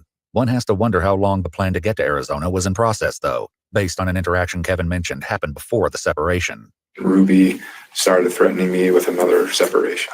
And just like, this isn't about money, this is about doing God's work. So we continued in that dynamic for the next 6 or 7 months until she went on a trip with Jody and Pam down to Arizona. And I think when I read her journal, that she went into Mexico or something and bought drugs or something, like prescription drugs for the emergency kits. And when she came back from that trip, before she even brought the bags into the house, she pulled me in and said, I want to talk with you. And that's when she asked me to leave. And so Kevin left and got an apartment in Springsville. At some subsequent point, Ruby also left the family home for the house in Ivins to live with Jody, where the lives of her children would become a living nightmare. Back with Kevin, he said that when Ruby initiated contact again, he had no idea the sinister plan she had in store for their children. Around that time, things with Ruby started picking up, and I didn't understand why, but Ruby wanted to meet in a parking lot and wanted me to sign over 2 of our cars, wanted me to sign them over to her name. I'm in total compliance mode at this point. Just I'm a good husband. You see, you can trust me. Ruby's comments on the journal somehow managed to become even more disturbing. She wrote, "This girl would choose to be shot and die than to humble." Even that wasn't the most disturbing part, though, because after locking Eve in the closet overnight, they decided to treat her injuries from the cactus. Ruby said, The spirit was very strong as Julie and I witnessed Jody cleaning what did not deserve to be clean. Kevin continued his story, discussing the moment he found that his family had disappeared to live in Ivans, leaving their own house empty. But when I returned to the house, everything was packed up, and a neighbor came over and said she asked for the HOA rules and mentioned to him that she wanted to rent the house out, which I was like, are you kidding me? And she wanted to sell the house, but couldn't because my name is on the mortgage. In another jail call, Ruby revealed that the Arizona scheme had gotten further along than anyone yet knew. One shudders to think what could have happened if Russell hadn't escaped before the move. I pulled the money and I have it in a bag. With you? Do the police have it? Well, I don't know what the police took. But the bag is at Jody's house? They can't just take people's money. I mean, that's not right. In a stunning twist, the person on the other end of the phone was none other than Kevin himself. In the days following Ruby's arrest, the pair made several phone calls where Kevin tried to ensure he received custody of the children and secured the money that Ruby had pulled out. Kevin's demeanor towards Ruby in these calls might be unexpected. I am committed to our family. I'm committed to you and our marriage. No matter what happens, I will be here to support you in any way that I can. Damn, she's got him well trained, let me say. Holy shit. Scott Starboard, you are still in here. Bro, this is Cucked Dad. Oh, Dark Match Gene, thank you, sir. Great show tonight, he says. Thank you, sir. I really appreciate that. Tonight has definitely been a complete waste of time. I'm sorry. I don't know what sucks more, this story or this stream. Your stream is so much better, Holyoke Joe. Do you want me to go lay in bed and just hold my laptop on my fucking chest and watch something else while you guys watch me? Well, I guess that's what we're kind of doing right now. But I got a better angle than Holyoke Joe. This is more Holyoke Joe's angle. Like,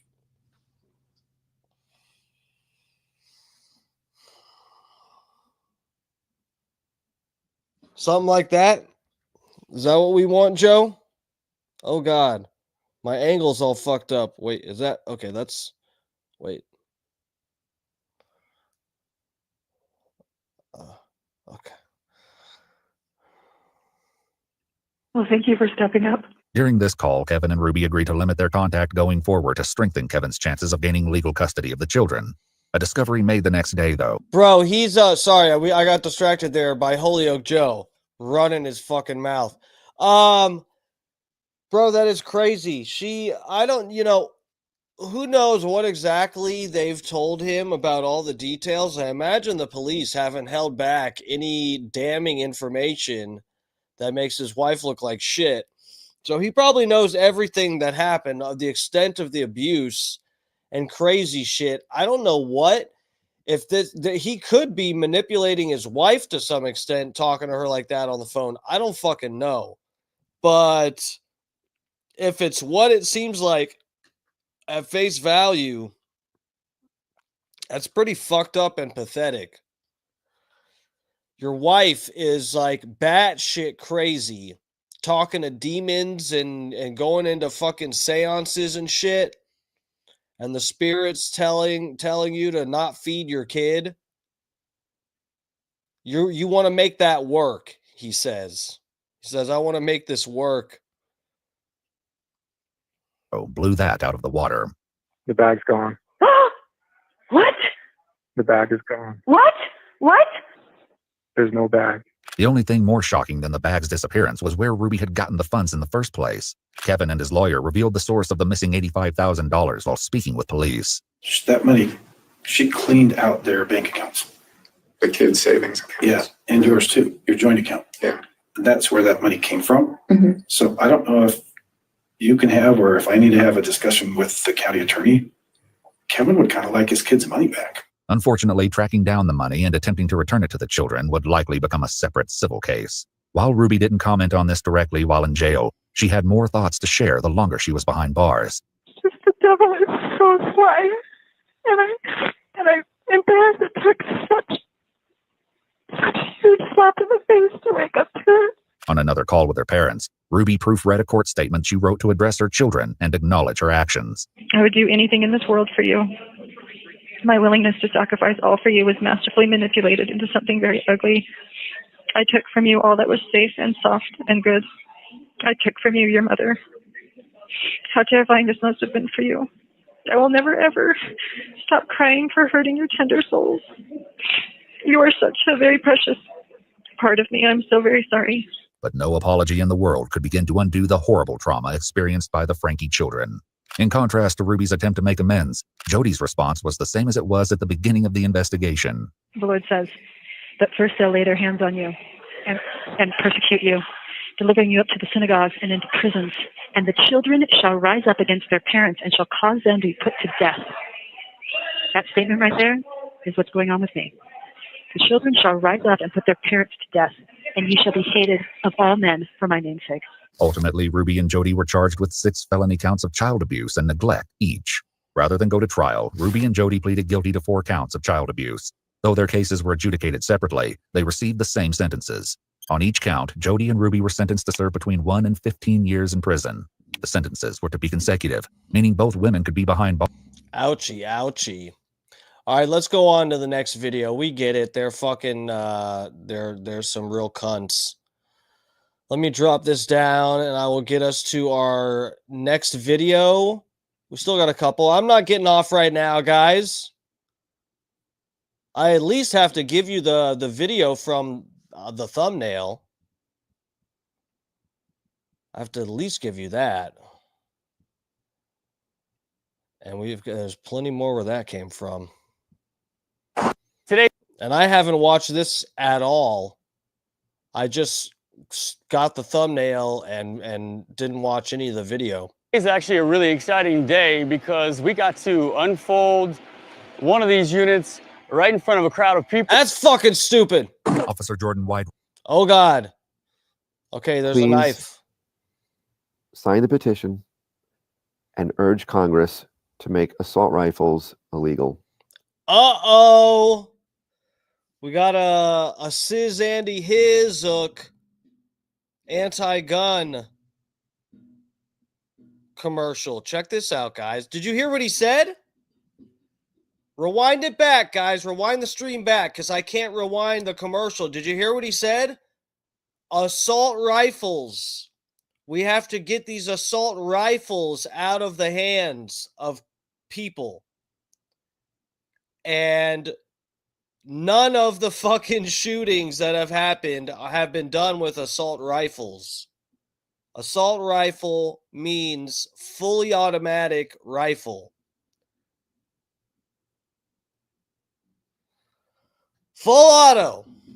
That's assault rifle. Those are not available to people, sir. You have to go through special, you need like a class 3 weapons permit and something else. And you got to jump through a lot of hoops. The average person cannot own, you cannot just go to a gun store and purchase an assault rifle. I'm sorry about your kid who is probably AI generated, okay? For civilians. There's no practical application. Oh, well, that's funny because we don't have access to them as average civilians. Thank you. In civilized society for assault rifles. We need your help. Assault rifles, again, means fully automatic. Those are not legal. Thank you. Goodbye. About, okay? We don't want that baby to get hurt. Do you want the baby to get hurt? Hey, come over here. What the f are you doing? My baby. Listen. I love my baby. Right now, you need to Oh, God. I didn't even see any of this. pull your together for your daughter. Whoa. Oh, boy. When 2 officers respond to a report of a physical domestic disturbance, they have no idea that they're taking their final steps toward one of the most horrifying police encounters ever documented. The police department releases an edited body cam to the public, but it's only now that the full story of this bleak tragedy can be told. Yep, I'm going to let her go, baby. Okay. The following report is based Did they say bleak tragedy or Greek tragedy? It said bleak, right?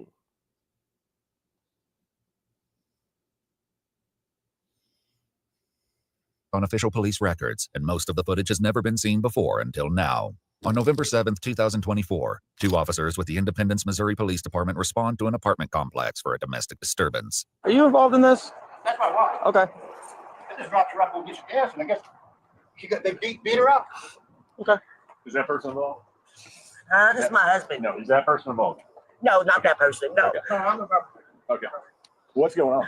I called my son and asked him if it's okay for me to come up here to see my granddaughter. The officers determine after speaking to the woman that she's been assaulted, and they go up to the apartment to investigate.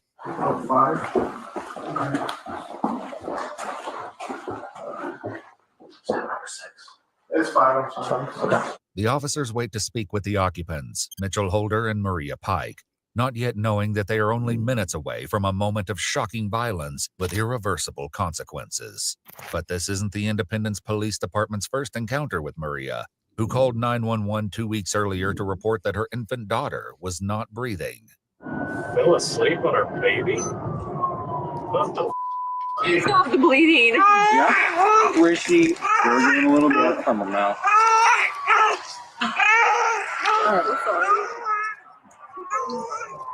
Mom, please. I fell asleep on her. Okay, look, you're gonna go to the hospital. 6:43. You've got control coming out here. She's breathing. Gurgling, maybe kind of sit a little more forward. Okay. Baby's crying. Pull her head forward. Is there anything there? No, I had mouth to mouth. She's good. She's good. Hold on. He's gonna look inside. Okay, back to the throat, a little red. Hey, ROB kit. Why is he bleeding? As the medics tend to Maria and her baby, additional officers respond to the scene. Hey, we need you to take some deep breaths, okay? Hey, ma'am. Hey. Look, baby's here doing good. What's her name? What? What's her name? Little tiny baby. She fell asleep on it. He's breathing, got some blood coming out his nose. Gasping a little bit. I looked inside. I didn't see it obstructed in the airway. I saw it, but I couldn't tell if it was further down. I'm not sure. So.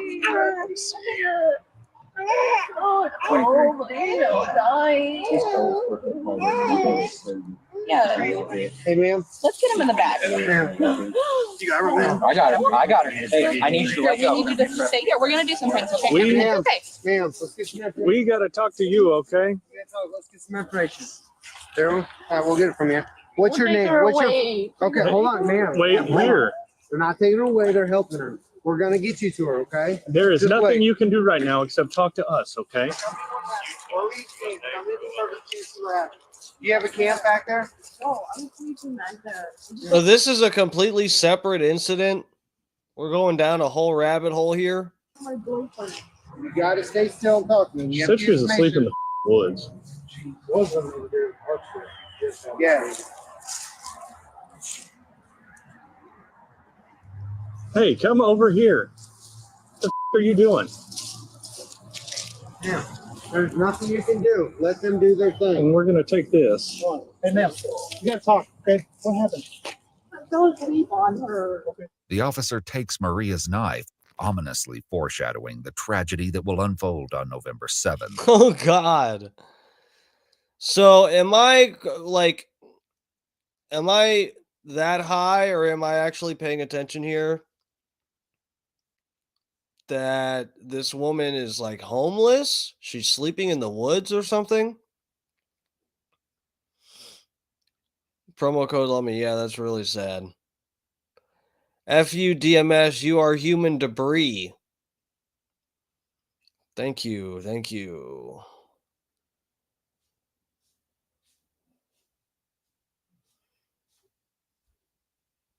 God damn, Holyoke Joe gets so mad. He says I suck, and then he just, if I'm like, hey, let's compare streams. You said my stream sucks. Let's compare it to yours.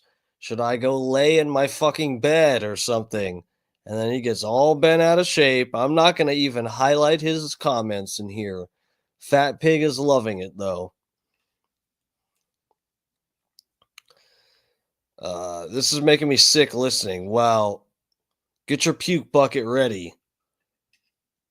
This is fucking torture. Good. It's not as bad as what these kids had to endure. Meanwhile, other officers inspect her wooded Just think about the kids.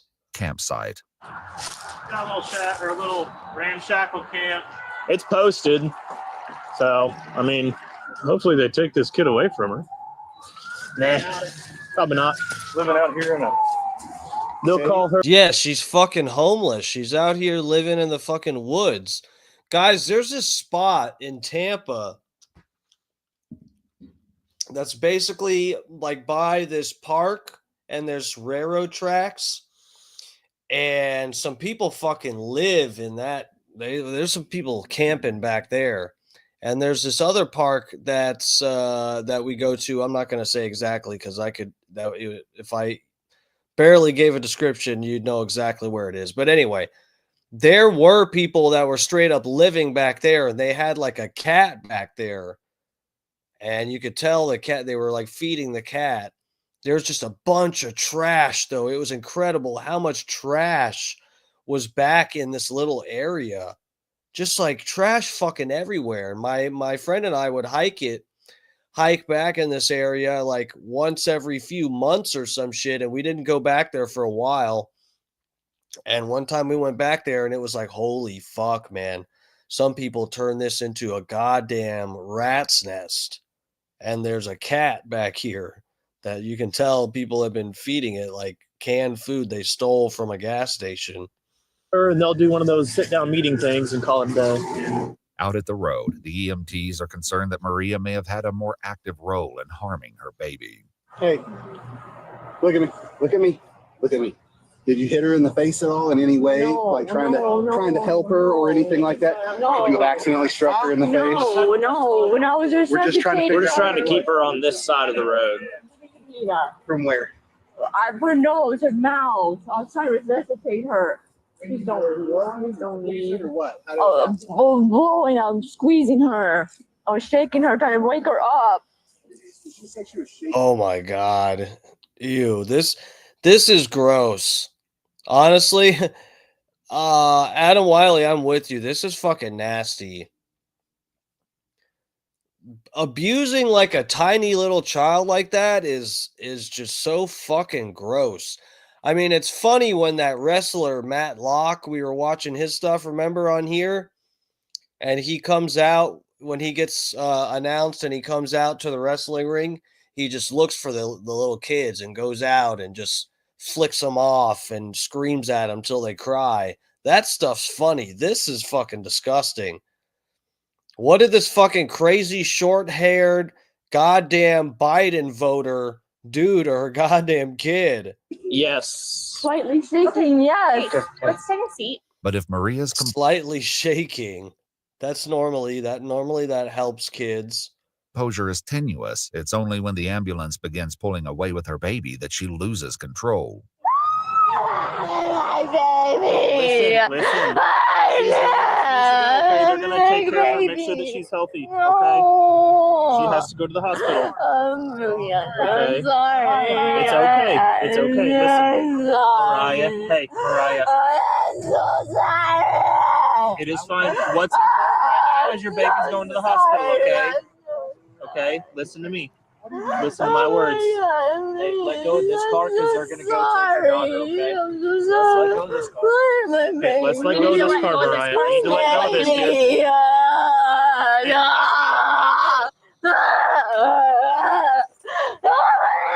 You're fine. Stop. Unfortunately, the officer's assurances don't make it any easier to get information from the distraught mother. Hey, right now, you need to pull your together for your daughter. I know you are. So, hey, we need to try to get a hold of your dad so we can figure this out. What is your dad's name? Mariah. If you don't, it can be somebody.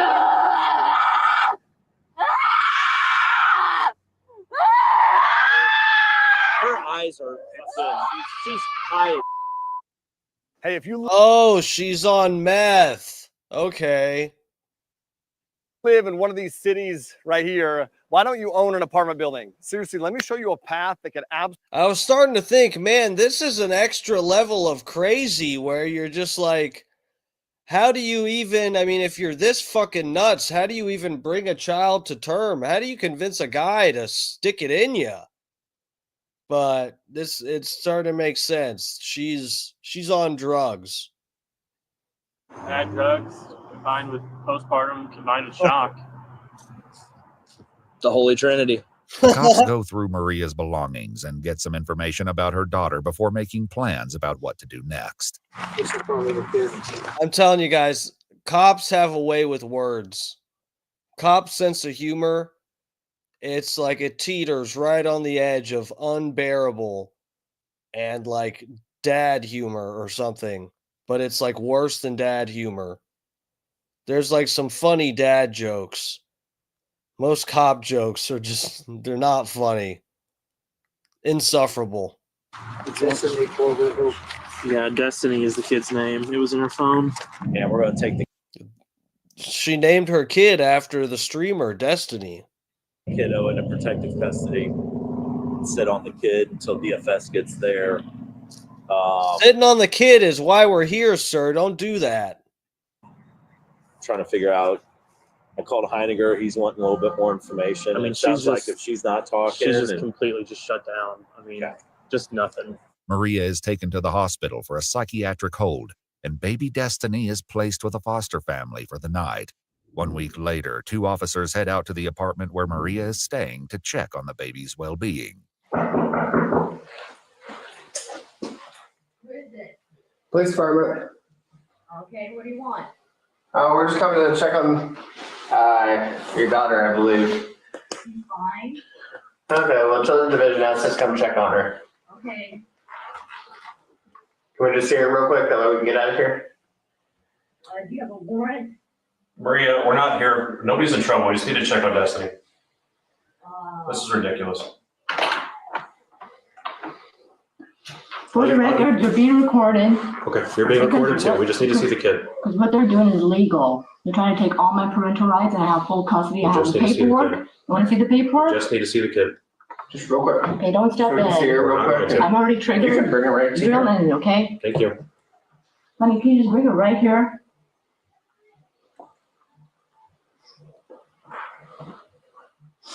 She's gonna be staying here with her dad. and Who's her me. dad? You're the father? Hello. Okay.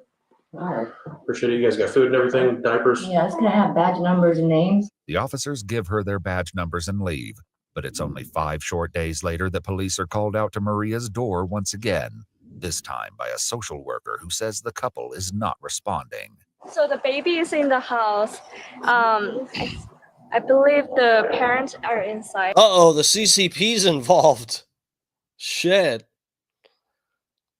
CPS and the CCP, they've teamed up. They are not opening the door. They have mental health concerns. So what are you wanting from us? Is there a way that like we could try to open the door? The police say that isn't an option, but they go along with her to knock on the apartment.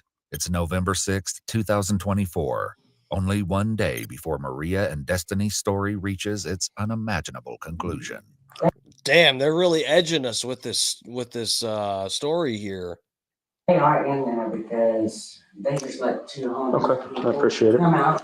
I was sitting right there while she was out there, and my son opened the door, and then shut the door on my face. I mean, unfortunately. Yeah.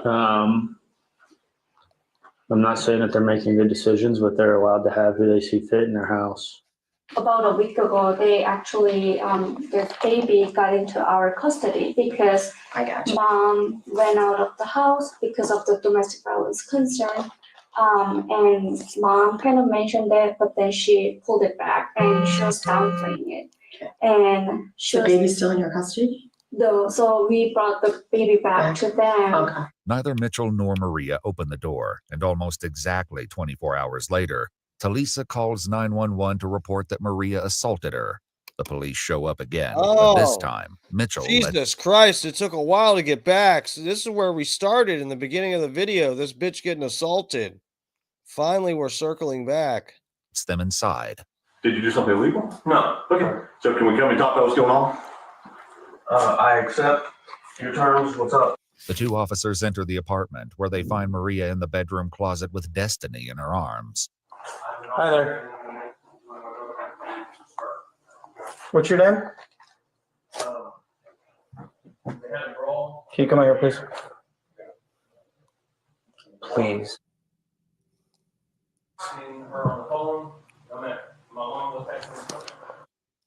I got her in the closet.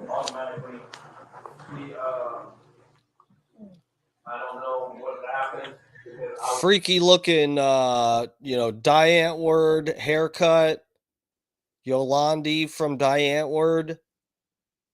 You got to be careful. There's, everybody knows about being careful with chicks that have multicolored hair, but I think it's not mentioned enough. It's undersold, understated how the same can apply to women that have very short haircuts with like buzzed sides like this. That's a red flag a little bit there. You got to be careful. Are you okay? Are you hurt? Okay. Can we put the baby down, come in here and talk and figure out what's going on? As the officers try to coax Maria out of the closet, other cops begin racing to the scene. So think about that, though, that we watched the other video where they weren't exactly sure if she was choking her baby out or while on meth. That actually was like a possibility that they were tossing around, and she's got the baby back, if you can believe it. Cheryl is working in here that was responded to that call. She said the last time she was contacted, she had a large knife and a knife holder attached to her belt.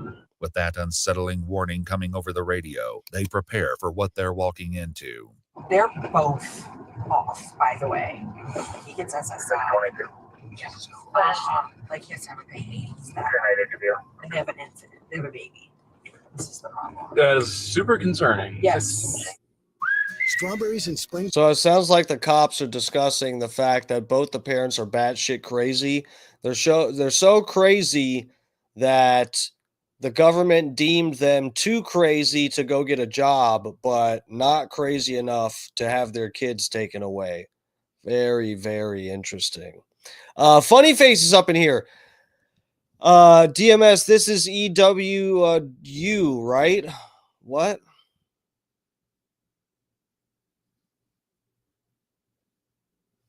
What are you talking about? EWU. Time go hand in hand. Now at Hardee's, they come together with a hint of lemon in our famous buttermilk biscuits. Hardee's Strawberry Lemon Biscuits, served warm, drizzled. Unfortunate. Oh, the name of the channel? Yeah. Oh, yeah. EWU, badge cam, body cam. If there was anything these two could have done to change the nightmarish course of events to follow, they simply don't get there in time. 44 is able to make a connection to resolve this. Who is 44? That would be Heather. Hang on, can you stay right here, please? You're gonna give her to the babe? Okay. Okay. So from a self-defense perspective here, the cops, this is something, and this, I don't know what happens here, if one of them gets stabbed or if she gets killed or something. I'm assuming it doesn't end well, judging by the narrator sort of teasing us, edging us along here. I'm assuming it doesn't end well. I really don't know what happens here, but as two cops that are coming into a house and you're dealing with people that they're off their rocker a little bit, you can tell the woman is not communicating properly and whatever, like it's not, things don't seem normal.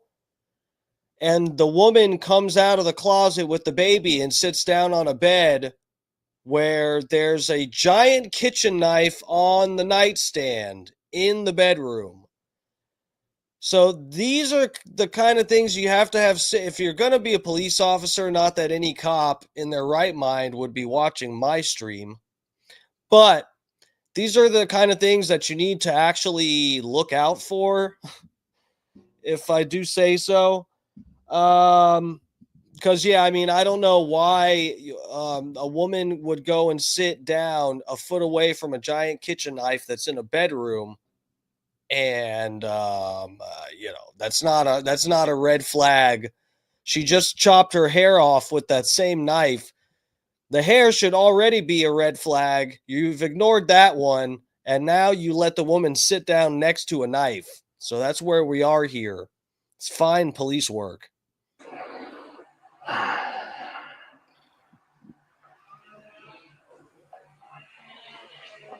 We just want to help out, and we don't want that baby to get hurt.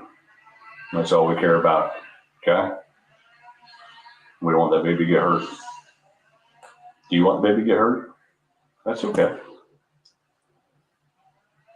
I don't speak sign language. I got the first one, but I don't get the rest of it. Hey, Mitchell, does she speak, or is it sign language only? It's only sign language. What can you tell us what she's saying? She writes some things down so I can talk to her sometimes.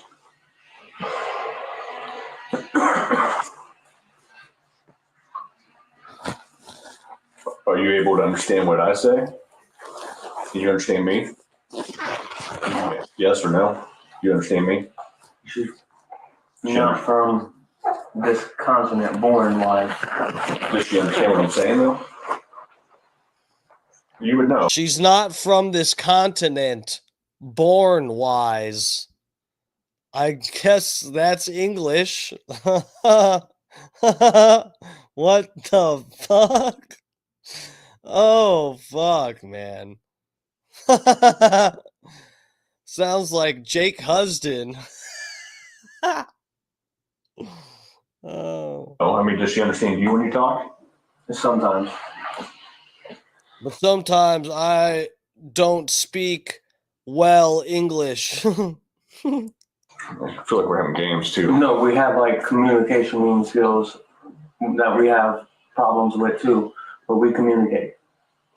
Okay. No, that's not a good idea to do with the baby. You're bobbling the baby's head around. Please don't do that. Oh man, that's scary. That's scary. Look at this fucking crazy bitch. And she's got a baby in her arms. Fuck. Yeah, I'm with you. Okay. When it comes to that, Yep, I'm go with with her, you go with the baby. Okay. The other responders finally arrive at the building, but the situation inside the apartment has reached the point of no return. Can just stop.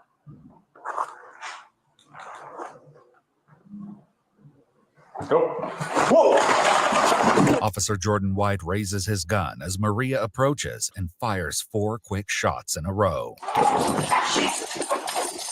32 shots fired. Someone just shot at me and Heather in the apartment. Get that knife. Oh my God! Get the baby, get the baby. Get the baby's Jason.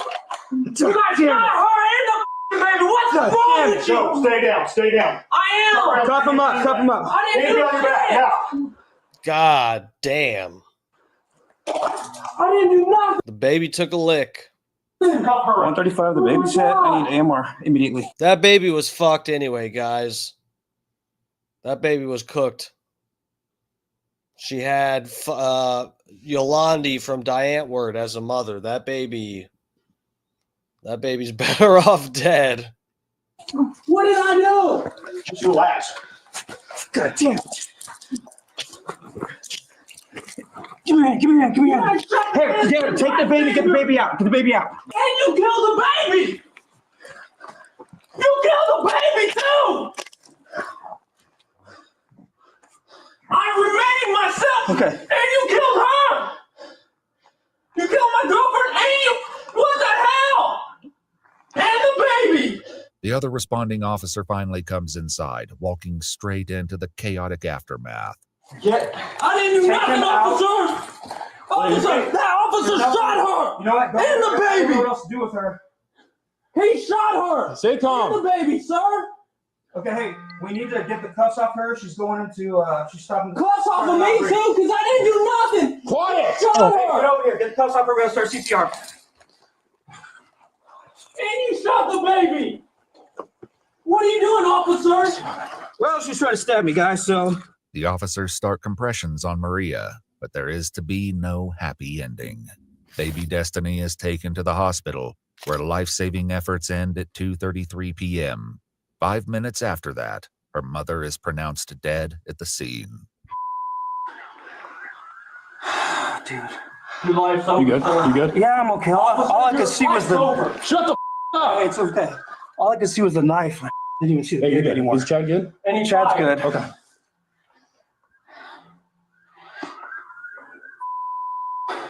In a March 2025 statement, the Jackson County prosecutor announced that no charges would be filed against the officer who shot Maria and her baby, saying, "The evidence in this case shows the officer responded to an immediate threat of deadly force. The suddenness of the attack left no time for a different response." So, just to give a little credit to the cops here, and I know when she pulled the knife, they had no choice. And I was talking shit about the knife being there on the nightstand. It looks like maybe she could have had it covered up. Maybe. Because if we go back, I'll blow this up so you guys can see it a little better. But if we go back to where she pulled the knife, and you can see there on the nightstand.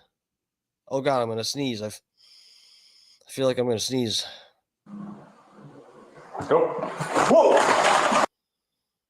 Yeah, man. I don't know. So there's something right here.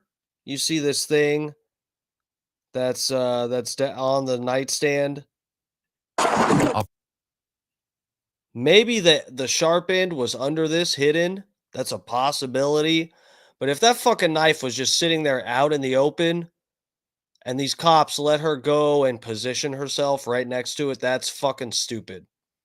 That's shitty police work. I'm sorry, you guys you're supposed to pay attention to that shit. Where were we? Back here. Saying, "The evidence in this case shows the officer responded to an immediate threat of deadly force. The suddenness of the attack left no time for a different response, and the officer had no space to retreat." The report from the medical examiner revealed Maria's history of psychiatric conditions, including major depressive disorder, schizophrenia, and psychosis. The toxicology report, however, showed no traces of drugs in her system. A GoFundMe started by Mitchell's sister raised nearly $9,000. Holy fuck, she wasn't on drugs. She's pure crazy. Holy shit. That's nuts. Well, not on drugs. It's probably she has a reaction to Red 40 or something. RFK Jr. could have fixed this woman, but it's too late now. $1,000 for funeral expenses.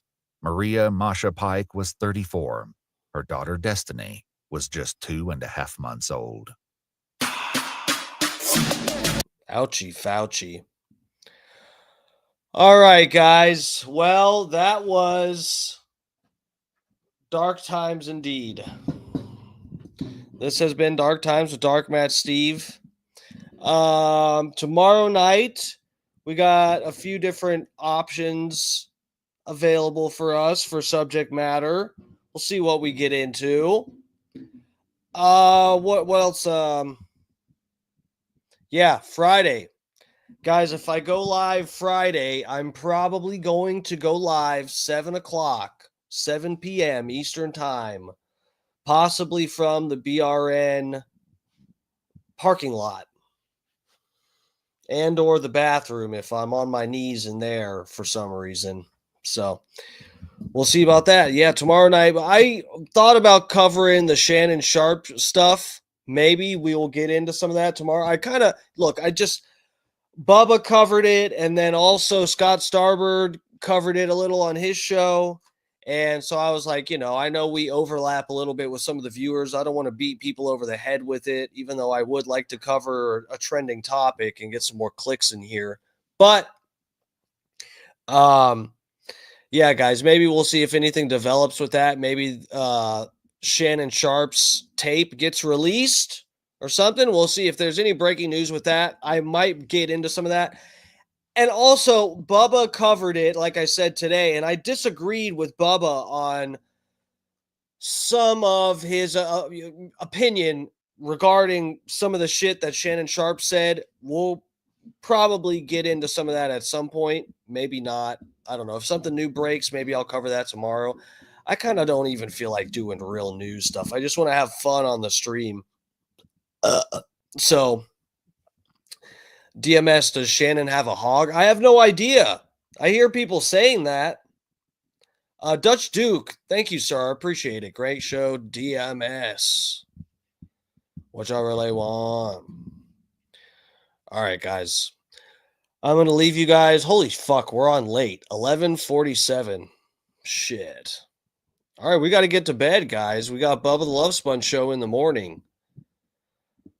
I think my new parody song, I sent in a parody song. We'll see. It's a funny, it's a fun one. I like it. A little bit homoerotic. You guys will see. You'll like it. But I think, what's his name? Gene. Isn't Gene in tomorrow and Friday?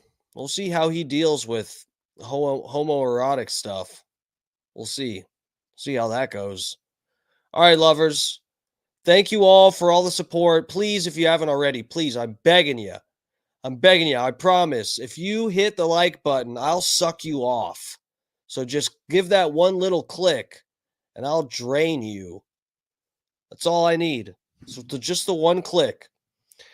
And please subscribe if you aren't subscribed already. And again, we had a few people. Scott Starbird, who was it? Big E, and somebody else. Rainey, last night, threw a few dollars my way. I really, really fucking appreciate it, guys. If anyone wants to do that, just to, show a little extra support. You've liked the videos. You've subscribed to the channel.